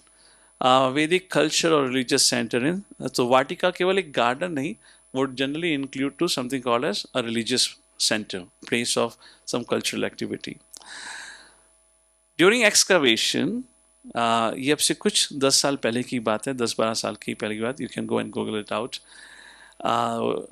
Vatican में just right very close by to the central place, वहाँ पे खुदाई चल रही थी, एक म्यूजियम है उसके पास, और वहाँ पर एक बहुत प्राचीन शिवलिंगम मिलता है, and that Shivalingam is even up to today is kept in a museum which is there in Rome. Interesting. Shivalingam Vatican में क्या कर रहा है? आई मीन चर्चेस भारत में होना बनता है क्योंकि ये लोग यहाँ आए थे. कोई इतिहास में उदाहरण नहीं है कि भारत के लोग यूरोप पे हमला कर रहा हो, वहाँ के लोगों को शिव भक्त बनाकर आ गए हों, कन्वर्ट करके आ गए हों, forceful conversion on the strength of sword. Yes, Srila Prabhupada ji went on the strength of love.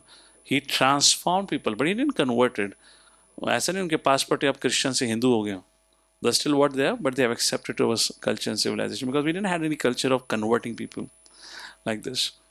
So Sivalingam प्राप्त किया गया है. This is an image of present day Vatican today. You see this? Does it reminds of something? If I just go back here and if I come back here, there's an actual image. So काफी connection है संस्कृति होने का. भागवत में उदाहरण आता है, कौन था वो व्यक्ति जरासंध के संग जो युद्ध करने के लिए आया था भगवान श्री कृष्ण के संग मथुरा पे? Kalayavan. Correct. Prabhupada writes Kaliyavan had come from Greece.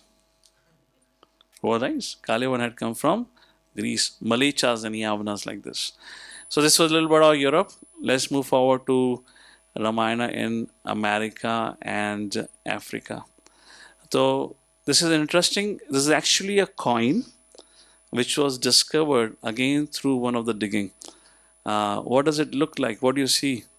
There is a sun, there is a moon, and there is a man sitting on a chariot, and there is some person up over here. Let's take a look at it.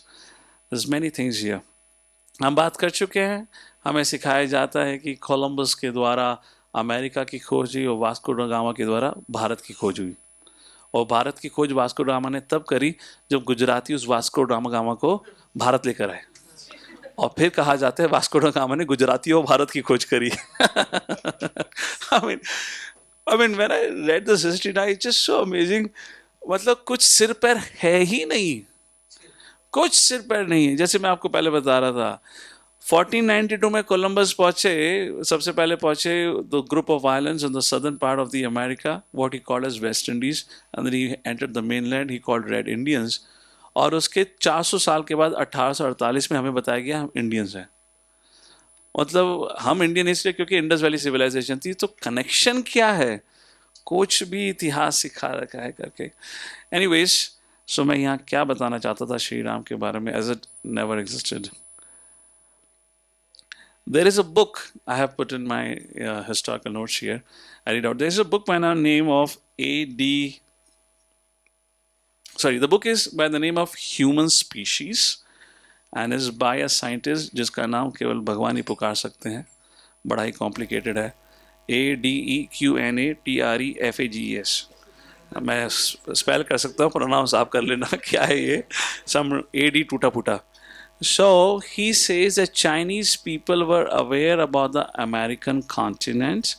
और वह Chinese लोग जब भी कहा जाता है Columbus ने discovery करी, there was already a trade culture between China and America. तो जैसे मैं आपको बता रहा था, नेटिव अमेरिकन का भी एक अपना ही सिविलाइजेशन था.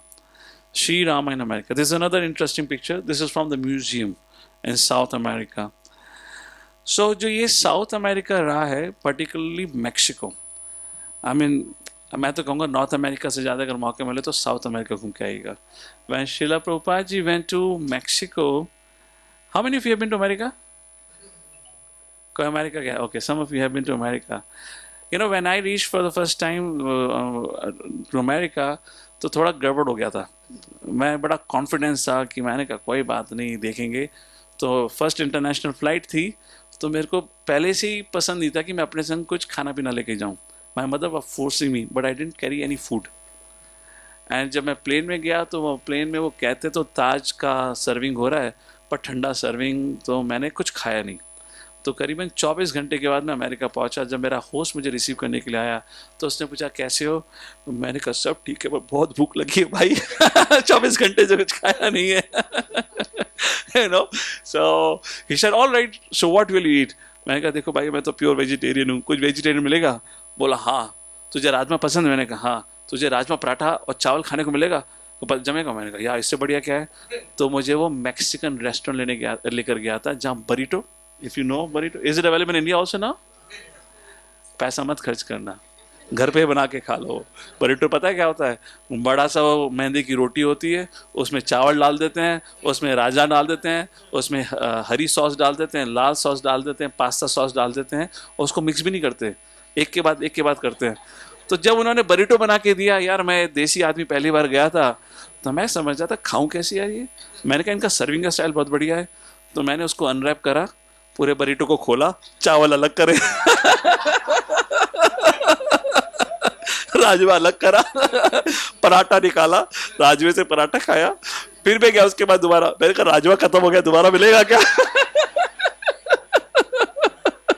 बोला sir one time. This is 2007, mother. This is 2007.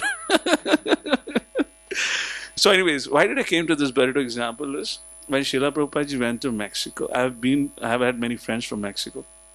They exactly look like you and I. Exactly. And when Prabhupada went there, Prabhupada said this country has exactly same culture and taste as of in India. You know, America में spices नहीं खाते. Who eats spices are Mexicans. You know, if any restaurant you go in America where spices are being served, are restaurants being owned by Mexicans or it's a Mexican cuisine. वरना वहाँ पे कुछ नहीं खाते. जैसे अगर आप कभी चाइनीज़ रेस्टोरेंट में खाएंगे, इंडिया के चाइनीज़ रेस्टोरेंट में नहीं, चाइना के चाइनीज़ रेस्टोरेंट में खाएंगे, वहाँ कोई मसाला होते नहीं आता, वो तो नमक भी नहीं खाते. इसलिए अमेरिकन भी तो यू नो जंगल से आए हैं, खाना पीना सीखा ही नहीं अभी तक. उनको पता ही नहीं नमक भी डाला जाता है, लाल मिर्ची भी डाली जाती है. एक आया था अमेरिकन, बॉम्बे के गोविंदास में रुका था, तो उसको कहते हैं बनाना लीफ में डोसा दिया गया. उसको सुना था कि जब बाहर जाओ तो डोसा खाना. डोसा खाने के बाद सब कुछ खाने के बाद जब वो बिल देने के लिए गया तो मैनेजर ने पूछा खाना कैसा था. बोला बहुत अच्छा था, जो सैलेड थी ना वो थोड़ी थोड़ी कड़ी थी, तो बनाना का पत्ता भी खा गया. तो he ate the banana leaf also. He thought that's a salad. So if you all have our own cultural crisis that as I had, he had it. Anyways, coming here. So this South America, it was a great civilization. Again, it's such an unfortunate thing. Just such a strange thing. I've been trying a lot to figure it out. What happened, really during the time of Buddha's appearance, and let's say around the time of Jesus, because that time when Jesus appeared, more or less few things were centered around Europe only, very few limited places. You don't find any reference of America that time. There's no history. But जैसे मैंने बताया, जो मैंने आपको book coat करी थी human species, ऐसा नहीं है, अमेरिका में भी लोग रहते थे, लोग कहाँ नहीं रहते, हर जगह रहते थे, जहाँ जहाँ हो सकते हैं सब जगह रहते थे, और कहीं कोई रेफरेंस नहीं आता। तो ये जो central America, sorry south America और सेंट्रल अमेरिका है, उसके बारे में बताया जाता है। मायासुर नाम का एक राक्षस रहा है। This is the same Mayasur दानव जो महाभारत में अर्जुन ने, जिसकी रक्षा खांडव वन से करी थी, when he just put Khandava one to fire on the request of Indira, उधर से मायासुर दानव निकल के आया था। उसने कृष्ण अर्जुन की शरण ली थी and they let him go, and in return as a favour Mayasur ने इंद्रप्रस्थ की रचना करी थी। He is the one who constructed Indraprastha. तो Mayasur is a son of Kashyapa and Diti, who is an architect for devatas, Maya Danav, उस प्रकार से सो बताया जाता है। This is again some historical thing, I don't know how much correct और नॉट, बट कुछ historians के द्वारा मानना है कि जब मंदोदरी के पिता का रावण के संग, विच मीन्स मायासुर, मायासुर की पुत्री थी Mandodari, when he had a little conflict with Ravana, then he left for पाताल लोक। तो एक हिस्टोरियन ने एक एक्सपेरिमेंट करके दिखाया था। ही सेड, अगर आप श्रीलंका, अगर that's what you consider as Lanka, and if you pierced a needle, it will come out at Central America और South America, is entirely opposite end। उस प्रकार से कोई इसको देते हैं, but that's just a side point ये करके। However, South America, ancient culture civilization South America जो पाई जाती है, that is called as Mayan civilization। और civilization का महत्व क्या था? The best of the architectures at one point of time in the history were built in South America, Latin America। Mel Gibson, I believe 2005 या 2007 में उसने एक movie बनाई थी। I don't know if you are a fan of Hollywood movies in those days. It was a super duper movie, and because it was a historical thing, so I had seen in those days, उस movie के अंदर मायन civilisation के बारे में दिखाया गया था कि कैसे वह आदिवासी को पकड़ के बहुत बड़े बड़े विशाल स्ट्रक्चर्स बनाए जाते थे। और जब वो मूवी हुई थी तो साउथ अमेरिका में उसके खिलाफ काफ़ी प्रदर्शन हुआ था कि ये हमारे कल्चर को गलत तरीके से दिखाने, they are showing as if we used to exploit people, it was never like this. Nonetheless Mayan civilization और वैदिक सिविलाइजेशन का आता है, तो this is from the European academy of Vedic sciences, उसके वहाँ से ये रेफरेंस है। तो बताया जाता है a very famous person, Sir William Jones, who studied and researched a lot over Vedic history of the world, said this some 200 years back, जब ज़्यादातर जो आज का इतिहास है कॉलोनियल पावर्स के द्वारा लिखा गया है, और ये 200 साल पहले की बात है जो इन्होंने कहा था। He said, it is very remarkable that Peruvians, whose Incas boasted of the most decent and styled with greatest festival, Ram Sitwa. I'll tell you what it is. We may take it that South America was peopled by the same race who imported into the farthest part of Asia the rites and fabulous story of Ram and Sita. This is पुरानी English है, उस प्रकार से लिखा गया है। तो sir William Jones ये अब से 200 साल पहले की अपनी किताब में लिखते हैं कि साउथ अमेरिका का एक ग्रेटेस्ट फेस्टिवल, जो one of the most prominent festival of south America, was by the name of Rama Situa. You know the name of Ulupi? Ulupi आता है ना, अर्जुन की one of the wives of Arjun was Ulupi, he married to Ulupi. Mexico में जैसे भारत में किसी का जन्म होता है तो उसको Ram Krishna, if in case the child is very beautiful, so let's say north they will name her Radha. If a girl is very beautiful, you know what she is named in Mexico even up to today? Ullupi. They are named as Ullupi. Lot of similarities. Okay. This is Asiatic Researchers volume, उसमें से कहा गया है। These are actually Mayan civilization के ये कुछ चित्र हैं, किस प्रकार से उनके विशाल विशाल structures हुआ करते थे। Who were Mayans? They were people from Mexico and Central America. उनकी कैपिटल का नाम था मायापन। उनको जाना जाता था for their tremendous architectural skills and had built tremendous structures. और मैक्सिको के बारे में तो मैं बता ही चुका हूँ कैसे उनका कल्चर और भारत का culture were almost similar. Let's move forward. The Inca Empire of Incan Empire was the largest empire in South America. Peru, उस समय the holy equinox, people used to worship the Supreme Almighty in the Sun Temple. जो सूर्य की worship रही है वो बहुत प्राचीन रही है। आज भी कई ऐसे मंदिर पाए जाते हैं। उनका नाम इनका क्यों था? बिकॉज इनका is nothing but another name for sun god. Sri Rama was the Almighty born in the solar dynasty.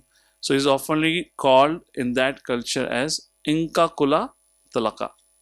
The Inca believed in reincarnation like Hindus. They were mostly sun worshippers like Vedic people.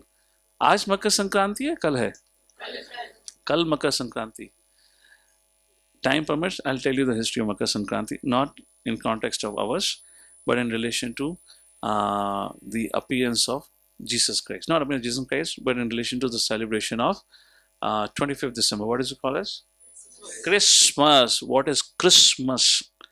क्या तो वो बताते हैं actually. If some time permits, I'll tell, otherwise we'll skip it. The Senor Vincent Lopez, a Spanish gentleman of 1872, published a work entitled something something उस प्रकार से. So in the ancient books it was found जो Peruvian poetry थी उसमें रामायण और महाभारत के बहुत उदाहरण पाए जाते थे. This is one of the pictures of the artifacts which were discovered there. Who it looks like? Hanuman ji. Honduras, or howler monkey god, was a major deity worshipped in the Mayan civilization. This monkey god had form like Hanumanji and is holding Gada. The major deity howler monkey is regarded as Vayu Devta in their civilization, like this. This again shows the connection of Bharat worship with ancient civilization of South America. Terracotta statue of Chak Maya god of rain. ये है हमारे इंद्र देवता. Similarity in gods, I'm not going to read the names. तो जिस प्रकार से हमारे वायु देवता, समुद्र देवता, अग्नि देवता, उस प्रकार से, and these are, there is a museum where you have the form depicted in their culture of their god. उस प्रकार से उन सबके चित्र हैं. I couldn't add something. And here comes my favorite example. This is called as the Trident of Peru. This is on the far west side of Central South America. It's a well-known prehistoric. कब से है कोई नहीं जानता. Geoglyph found in Peru. जो वहाँ के जो लोग हैं आज भी कहते हैं, they call it as a lightning rod of the god Virocha और Virococa और Virochocha, जो भी उनके भाषा में उस प्रकार से इसको कहा जाता है. And this is very famous across whole of South America. The trident was known in ancient civilization of Peru. और केवल पेरू में नहीं, यहाँ तक कि रामायण में भी उसका उल्लेख आता है. कहा गया है वाल्मीकि रामायण में. This is a long verse, I will just read it out. इसका अर्थ ये है, जब सुग्रीव वानर सेना को माता सीता की खोज के लिए भेजते हैं, तो वानर सेना जिनको वेस्ट साइड में जाना था, जो उनके सेनापति थे, तो उन्होंने पूछा सुग्रीव थे कहाँ तक जाना है. तो उस समय सुग्रीव कहते हैं तब तक जाना जब तक आपको पर्वत पर त्रिशूल ना नजर आए. And this is what the place they reached up to. This was the reason Ramayana when Sugriva directed his army of Vanas to go in all directions such as Sita. He instructed the group of Vanas go in west direction. वहां तक जाना जब तक कि तुम्हें एक Trident ना दिखाई दे. तो ये रामायण में भी इसका उल्लेख आता है. Sri Rama's court sculpted in Guatemala. Sri Rama in ancient, though there were many examples in Latin America and all that. Perhaps Christianity destroyed most of the valuable things having links. So South America में ज़्यादातर Christianity का ही रहा.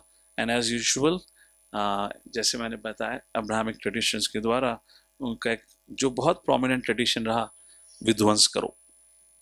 That's where, that is what their ideology is. Just destroy everything and establish your ideology to be the prominent, like this.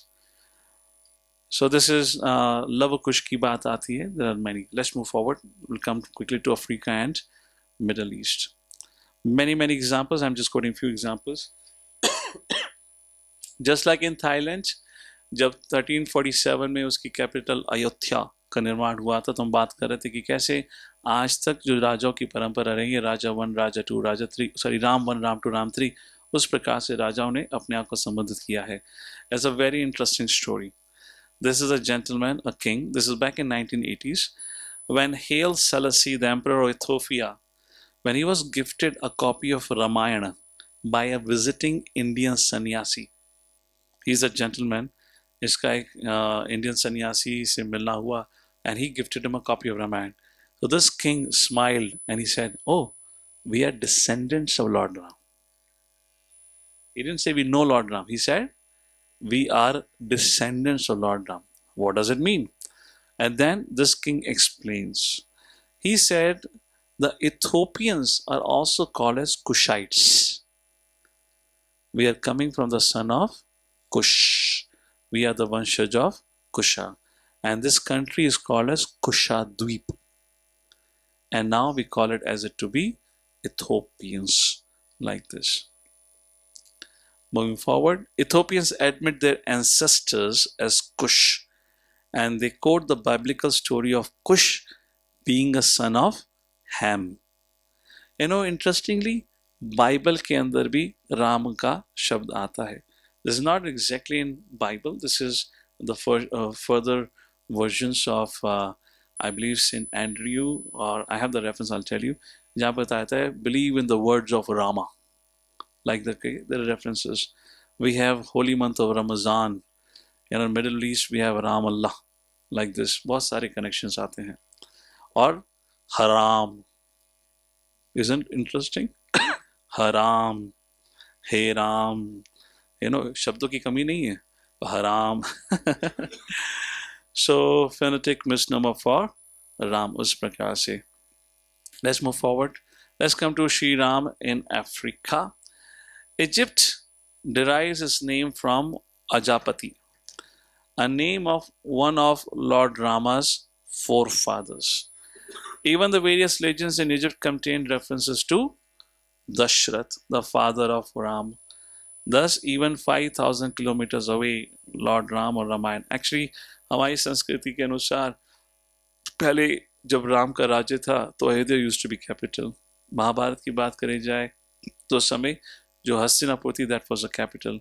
It was just somewhere around 2000 और 3000 years ago. उस समय जब क्षत्रियों का बल कम हुआ तो नाउ दिस किंगडम्स और this country or the earth split it into smaller kingdom. Otherwise ruler तो एक ही हुआ करते थे. Sri Rama in Middle East. The traces of Vedic age can be seen even today. Iranians, very interesting, जिसको आज हम मुस्लिम nation कहते हैं, ईरान was not Iran. उसका पहला नाम पर्शियन था, पर्शिया था, जिसको 25 साल के इस्लामिक रूप में पूर्णतः मुस्लिम नेशन बदल दिया गया था. आप में से कोई किसी पारसी से मिला है कभी? What do Parsi worships? Fire. Yes. Just across the beach at Chopati, there is a very famous Parsi temple, and this is a temple of fire, sun god. उसके अंदर temple में there is always a flame, and non-Parsis are generally in their culture are not allowed. It's very interesting, huh? Parsis were worshippers of the fire, sun god. Before Muslim invasion, it was called Persia, and people of Zoroastrianism faith followed it. Armenia has an ancient temple. This is a temple of Garni. This is just the remaining traces of it now. Just like you go to Konark temple near Bhubaneswar, there is nothing now to see except for the broken down structure. Similarly like this. According to the locals, this temple had been called as a temple of a blue boy. We know blue boy? Right? Yeah, Krishna, not Avatar. Huh? Little blue boy. A French historian even claimed that the original Armenians were actually worshippers of Shri Radha and Krishna. तो कृष्ण प्रश्न बनता है कि अरे इतने दूर दूर तक हमारी संस्कृति कैसे फैली. इट्स नॉट अबाउट हमारी संस्कृति. अभी हम उडुपी गए थे तो हम परशुराम जी की बात कर रहे थे, तो बताते हैं कि कैसे परशुराम जी ने विश्व भर में जाकर क्षत्रियों को ठीक करा था.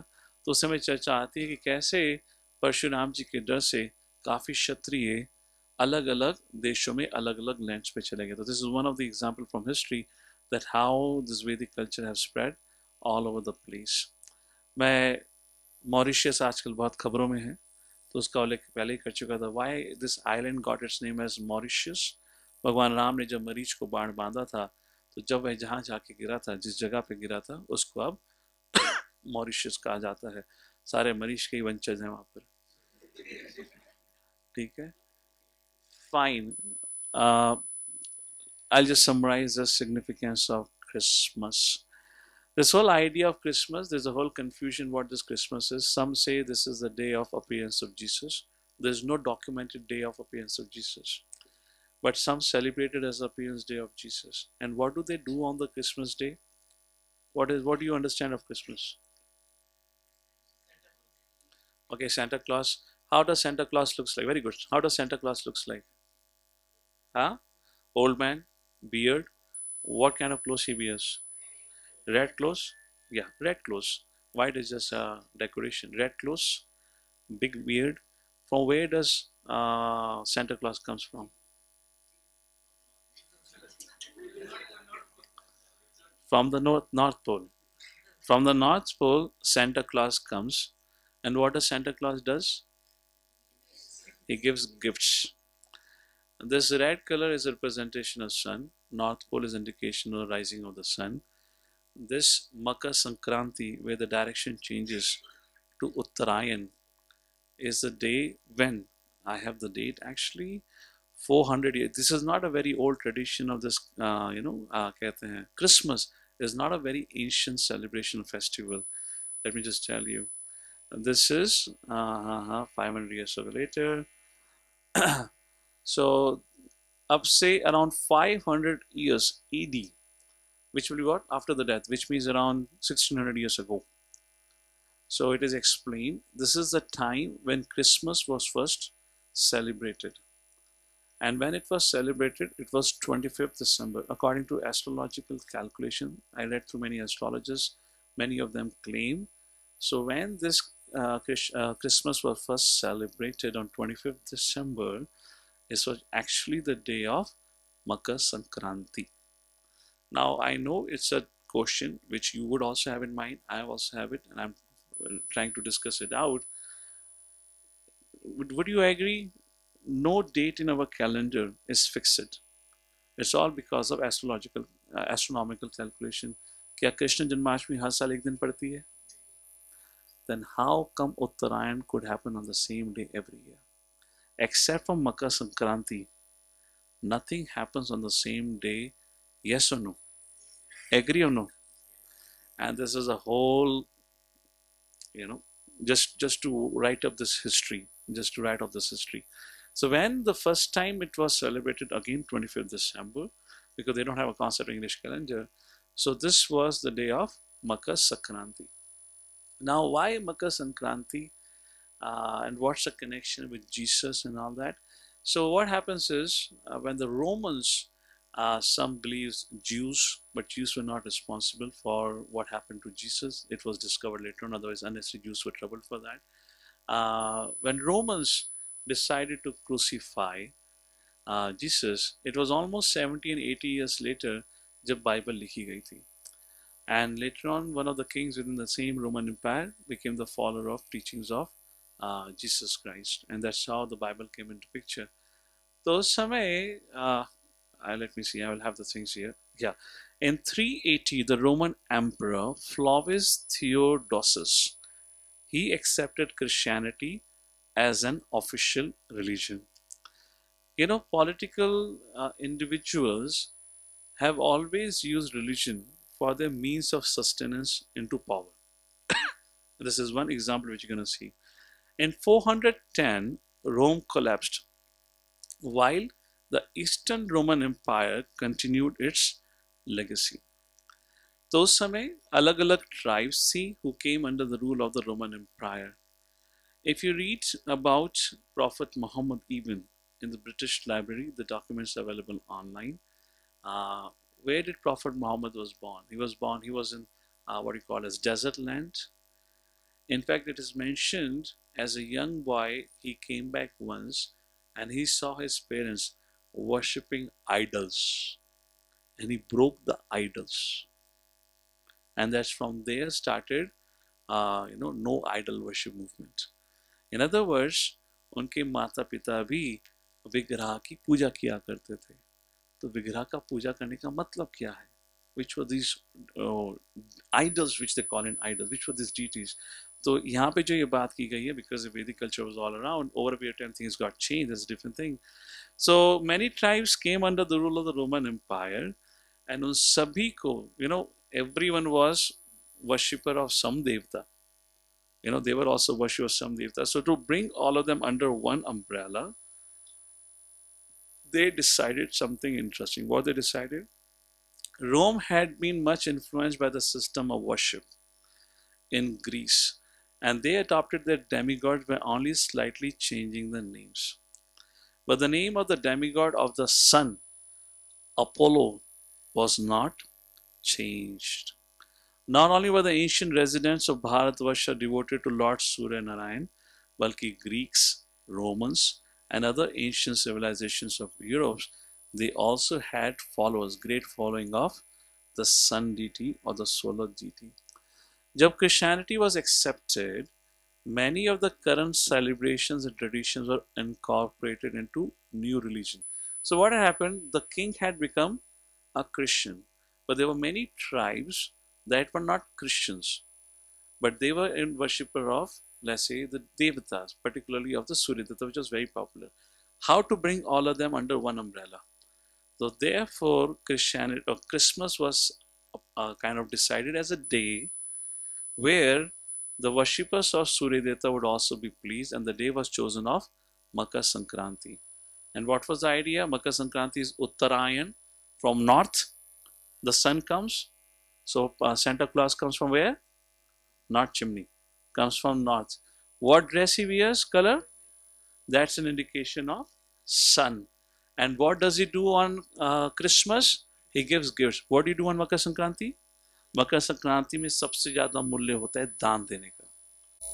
Is that Christmas? Yes or no? This is how the Christmas was started with. The leaders of the Christian church simply compromised the biblical teachings by tailoring the shape of old rings. Just like अगर आप south में जाओगे ना, south में आपको churches मिलेंगे. South में आपको भगवद गीता, बाइबल भगवद गीता मिलेगी. साउथ में आपको they distribute their Bible as Bhagavad Gita, और वो भगवद गीता किसके द्वारा बोली गई है? जीसस के द्वारा.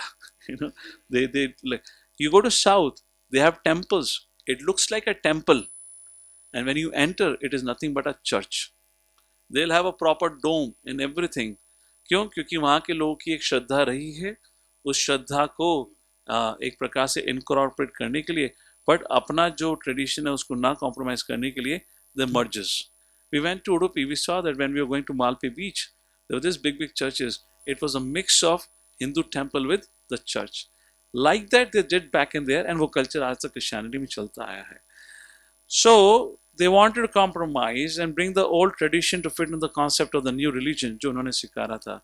इसलिए उन्होंने मकर संक्रांति के दिन को as a day of celebration चयन किया, और उस दिन को उन्होंने कहा as the day of appearance of Christ. And on that's the reason they celebrate Christmas. Gradually, the day of Makar Sankranti was celebrated on this fixed day of 25th December, as its astronomical significance was forgotten. अगर आप Christian symbol of generosity को देखेंगे, तो of course I have explained this whole idea.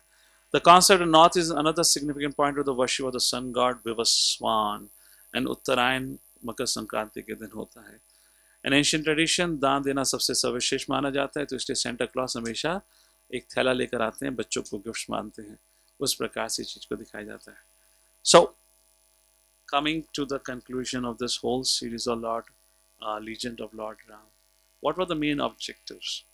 Unfortunately, modern scholars declare Ramayana to be a fiction. In most bookstores, अगर आप जाएंगे, Ramayana is still found under the category of mythological books. Even when Lord Krishna was personally present on this planet 5,000 years ago, the Ramayana was known to everyone.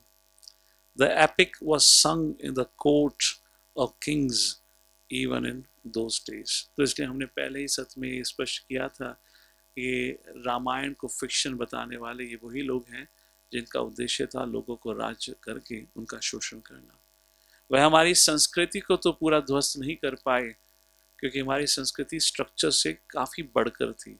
Our संस्कृति just does not depend if one temple exists or not exists. I had a class today morning at ISKCON Camp Temple. After the class, one person came and asked me a question. He said, ये temple होना ना होने का हम इसका कैसे समझें? what is the importance of it? I said, yes, there is some importance of it, but please understand, अगर भगवान राम का वहाँ टेम्पल नहीं था, इसका मतलब ये नहीं राम के भक्त नहीं थे. It just doesn't matter if temple is there or not there, because हमारी भक्ति, हमारी संस्कृति इस स्ट्रक्चर से काफ़ी बढ़कर है. Yes, a structure is there, that is wonderful. If there was no structure, ऐसे नहीं है क्योंकि इतने सालों से स्ट्रक्चर नहीं रहा है तो हमारे देश में राम भक्त कम हो गए हैं. ऑफ कोर्स स्ट्रक्चर रहेगा तो राम भक्त और बन सकते हैं, वो बात अलग है, लोगों को भगवान के बारे में पता चलेगा. So it was never about. So इसलिए वह जितना विध्वंस कर सकते थे. जैसे कि आप दिल्ली में जाएंगे, how many of you have been to Delhi? Not those who have stayed in Delhi, because I also stayed in Delhi, but generally जहाँ आप रहते हैं आप उसी जगह को ज़्यादातर देखते नहीं हैं. If you ever visited Delhi as a tourist, you will find when it comes to ancient monuments, आपको क्या मिलेगा? लाल किला. क्या मिलेगा? कुतुब मीनार. क्या मिलेगा? पंजाब के वो कहते हैं हुमायूं टूम करके. क्या मिलेगा आपको? You go towards the Punjabi Bagh side, वहाँ पे एक चर्च मिलेगा, एक मॉस्क मिलेगा. You will not have even one single ancient temple in whole of Delhi. Bahadurgarh की तरफ आते हैं, वो तो अभी हाल ही में पिछले 50 साल में बना हुआ रिलीजियस साइट है जहाँ अलग अलग मंदिर हैं. और in capital of Delhi, you know, such an important place. और इसी के आसपास Hastinapur, Indraprastha. Actually Delhi was Indraprastha, Meerut was Hastinapur. You will not find even one ancient temple. Why? Because they all were destroyed. They all were destroyed. परंतु कुछ भी करने के बाद हमारी संस्कृति वो नष्ट नहीं कर पाए, क्योंकि हमारी संस्कृति केवल स्ट्रक्चर पे बेस्ड नहीं थी, हमारी संस्कृति बेस्ड थी परंपरा के अनुसार. परंतु आज उसमें काफ़ी हानि पहुंच चुकी है. It has been destroyed a lot today, क्योंकि आज बाहर के लोग से अधिक हमारे समाज के ही लोग हमारी संस्कृति की सबसे ज़्यादा आलोचना करते हैं. यस और no? And in that way they have succeeded. And why they have succeeded? Because they have broken this lineage of parampara. आज आप में से कितने लोगों ने, how big is Bhagavad Gita? Just 700 verses. अब बड़ी बड़ी फिजिक्स, केमिस्ट्री, मैथ्स, कंप्यूटर, ना जाने कितनी बड़ी किताबें पढ़कर आ चुके हैं. You could not even have read just 700 verses of Bhagavad Gita. Most of life have passed away. School में थे, समय नहीं था. कॉलेज में तो बिल्कुल भी समय नहीं है. ऑफिस में गए, समय नहीं है. शादियों की समय नहीं है. तो समय कब आएगा? जब पलंग पे लेटे होगे आखिरी समय पे. ना आंखों से दिखेगा, ना मुंह से आवाज निकलेगी, ना हाथ पैर हिलेंगे, कुछ भी नहीं होगा उस समय. When will you have time? When will you have time? लोग आके पूछते हैं हमेशा सत्र के बाद, एक ही स्टैंडर्ड क्वेश्चन रहता है, प्रभु जी समाज के लोग ये कहते हैं, प्रभु जी समाज के लोग ये कहते हैं, उनको क्या जवाब दें? मैं कहा सारा जवाब मैं दूंगा तो तू क्या करेगा? भाई तुम भी पढ़ो ना कुछ, तुम भी थोड़ा ज्ञानवर्धन करो. और कुछ भी हल्का सा लोग कुछ भी कह दें, वो इंसान बहक जाता है. And they start saying anything and everything. So again, we are here to the conclusion of this religion, Lord Ram. My objective, which I had done this almost 3 years ago, I only did the series, पर मैंने इसको दोबारा इस अवसर पर, अयोध्या के निर्माण के अवसर पर मैंने दोबारा इसे लिया, because I really wanted to emphasize kindly, if you are really hoping for Lord Ram's temple construction, उसके साथ साथ आप भी ये प्रण लीजिए कि कम से कम कुछ नहीं तो कम से कम एक बार भगवद गीता तो पढ़ लीजिए. And how much on behalf of ISKCON we make endeavors, you know, to help you understand Bhagavad Gita. हफ्ते में एक दिन, एक शाम का कमिटमेंट भी नहीं करा जा सकता. And how much we plan in such a way is a family outing. बच्चों के लिए भक्ति स्कूल का आयोजन किया जाता है, आपके लिए डिनर का आयोजन किया जाता है. You know, we make sure as much as comfortable scenario is there, but still नहीं होता. अगर ऐसे ही चलता रहा ना, चाहे राम मंदिर हो या ना हो, कल मथुरा में कृष्ण का मंदिर हो या ना हो, हमारी संस्कृति तो वैसे भी नाश हो ही जाएगी. या बताइए क्या भारत में मंदिरों की कमी थी? मंदिर तो आज भी बहुत अनेक हैं, तो मंदिर में कमी किस चीज की थी? सही प्रकार से पूजा करने वालों की. आप मंदिर जो भगवान का स्थान रहा है, कितने लोग कहेंगे बड़े गंदे रहते थे. How many of you agree if you visited temples, you'll find them unclean? Raise your hands. कई बार अगर मंदिर गए हैं तो लगता था मंदिर है, क्या हालत मचा रखी है. कबूतर घूम रहे हैं, कुत्ते घूम रहे हैं, बंदर घूम रहे हैं, कोई कुछ कर रहा है, कोई कुछ कर रहा है. विग्रह की भी हालत ऐसी बुरी रहती थी करके, यू नो, माला पहनाती तो 2 दिन तक माला ही नहीं उतारी है.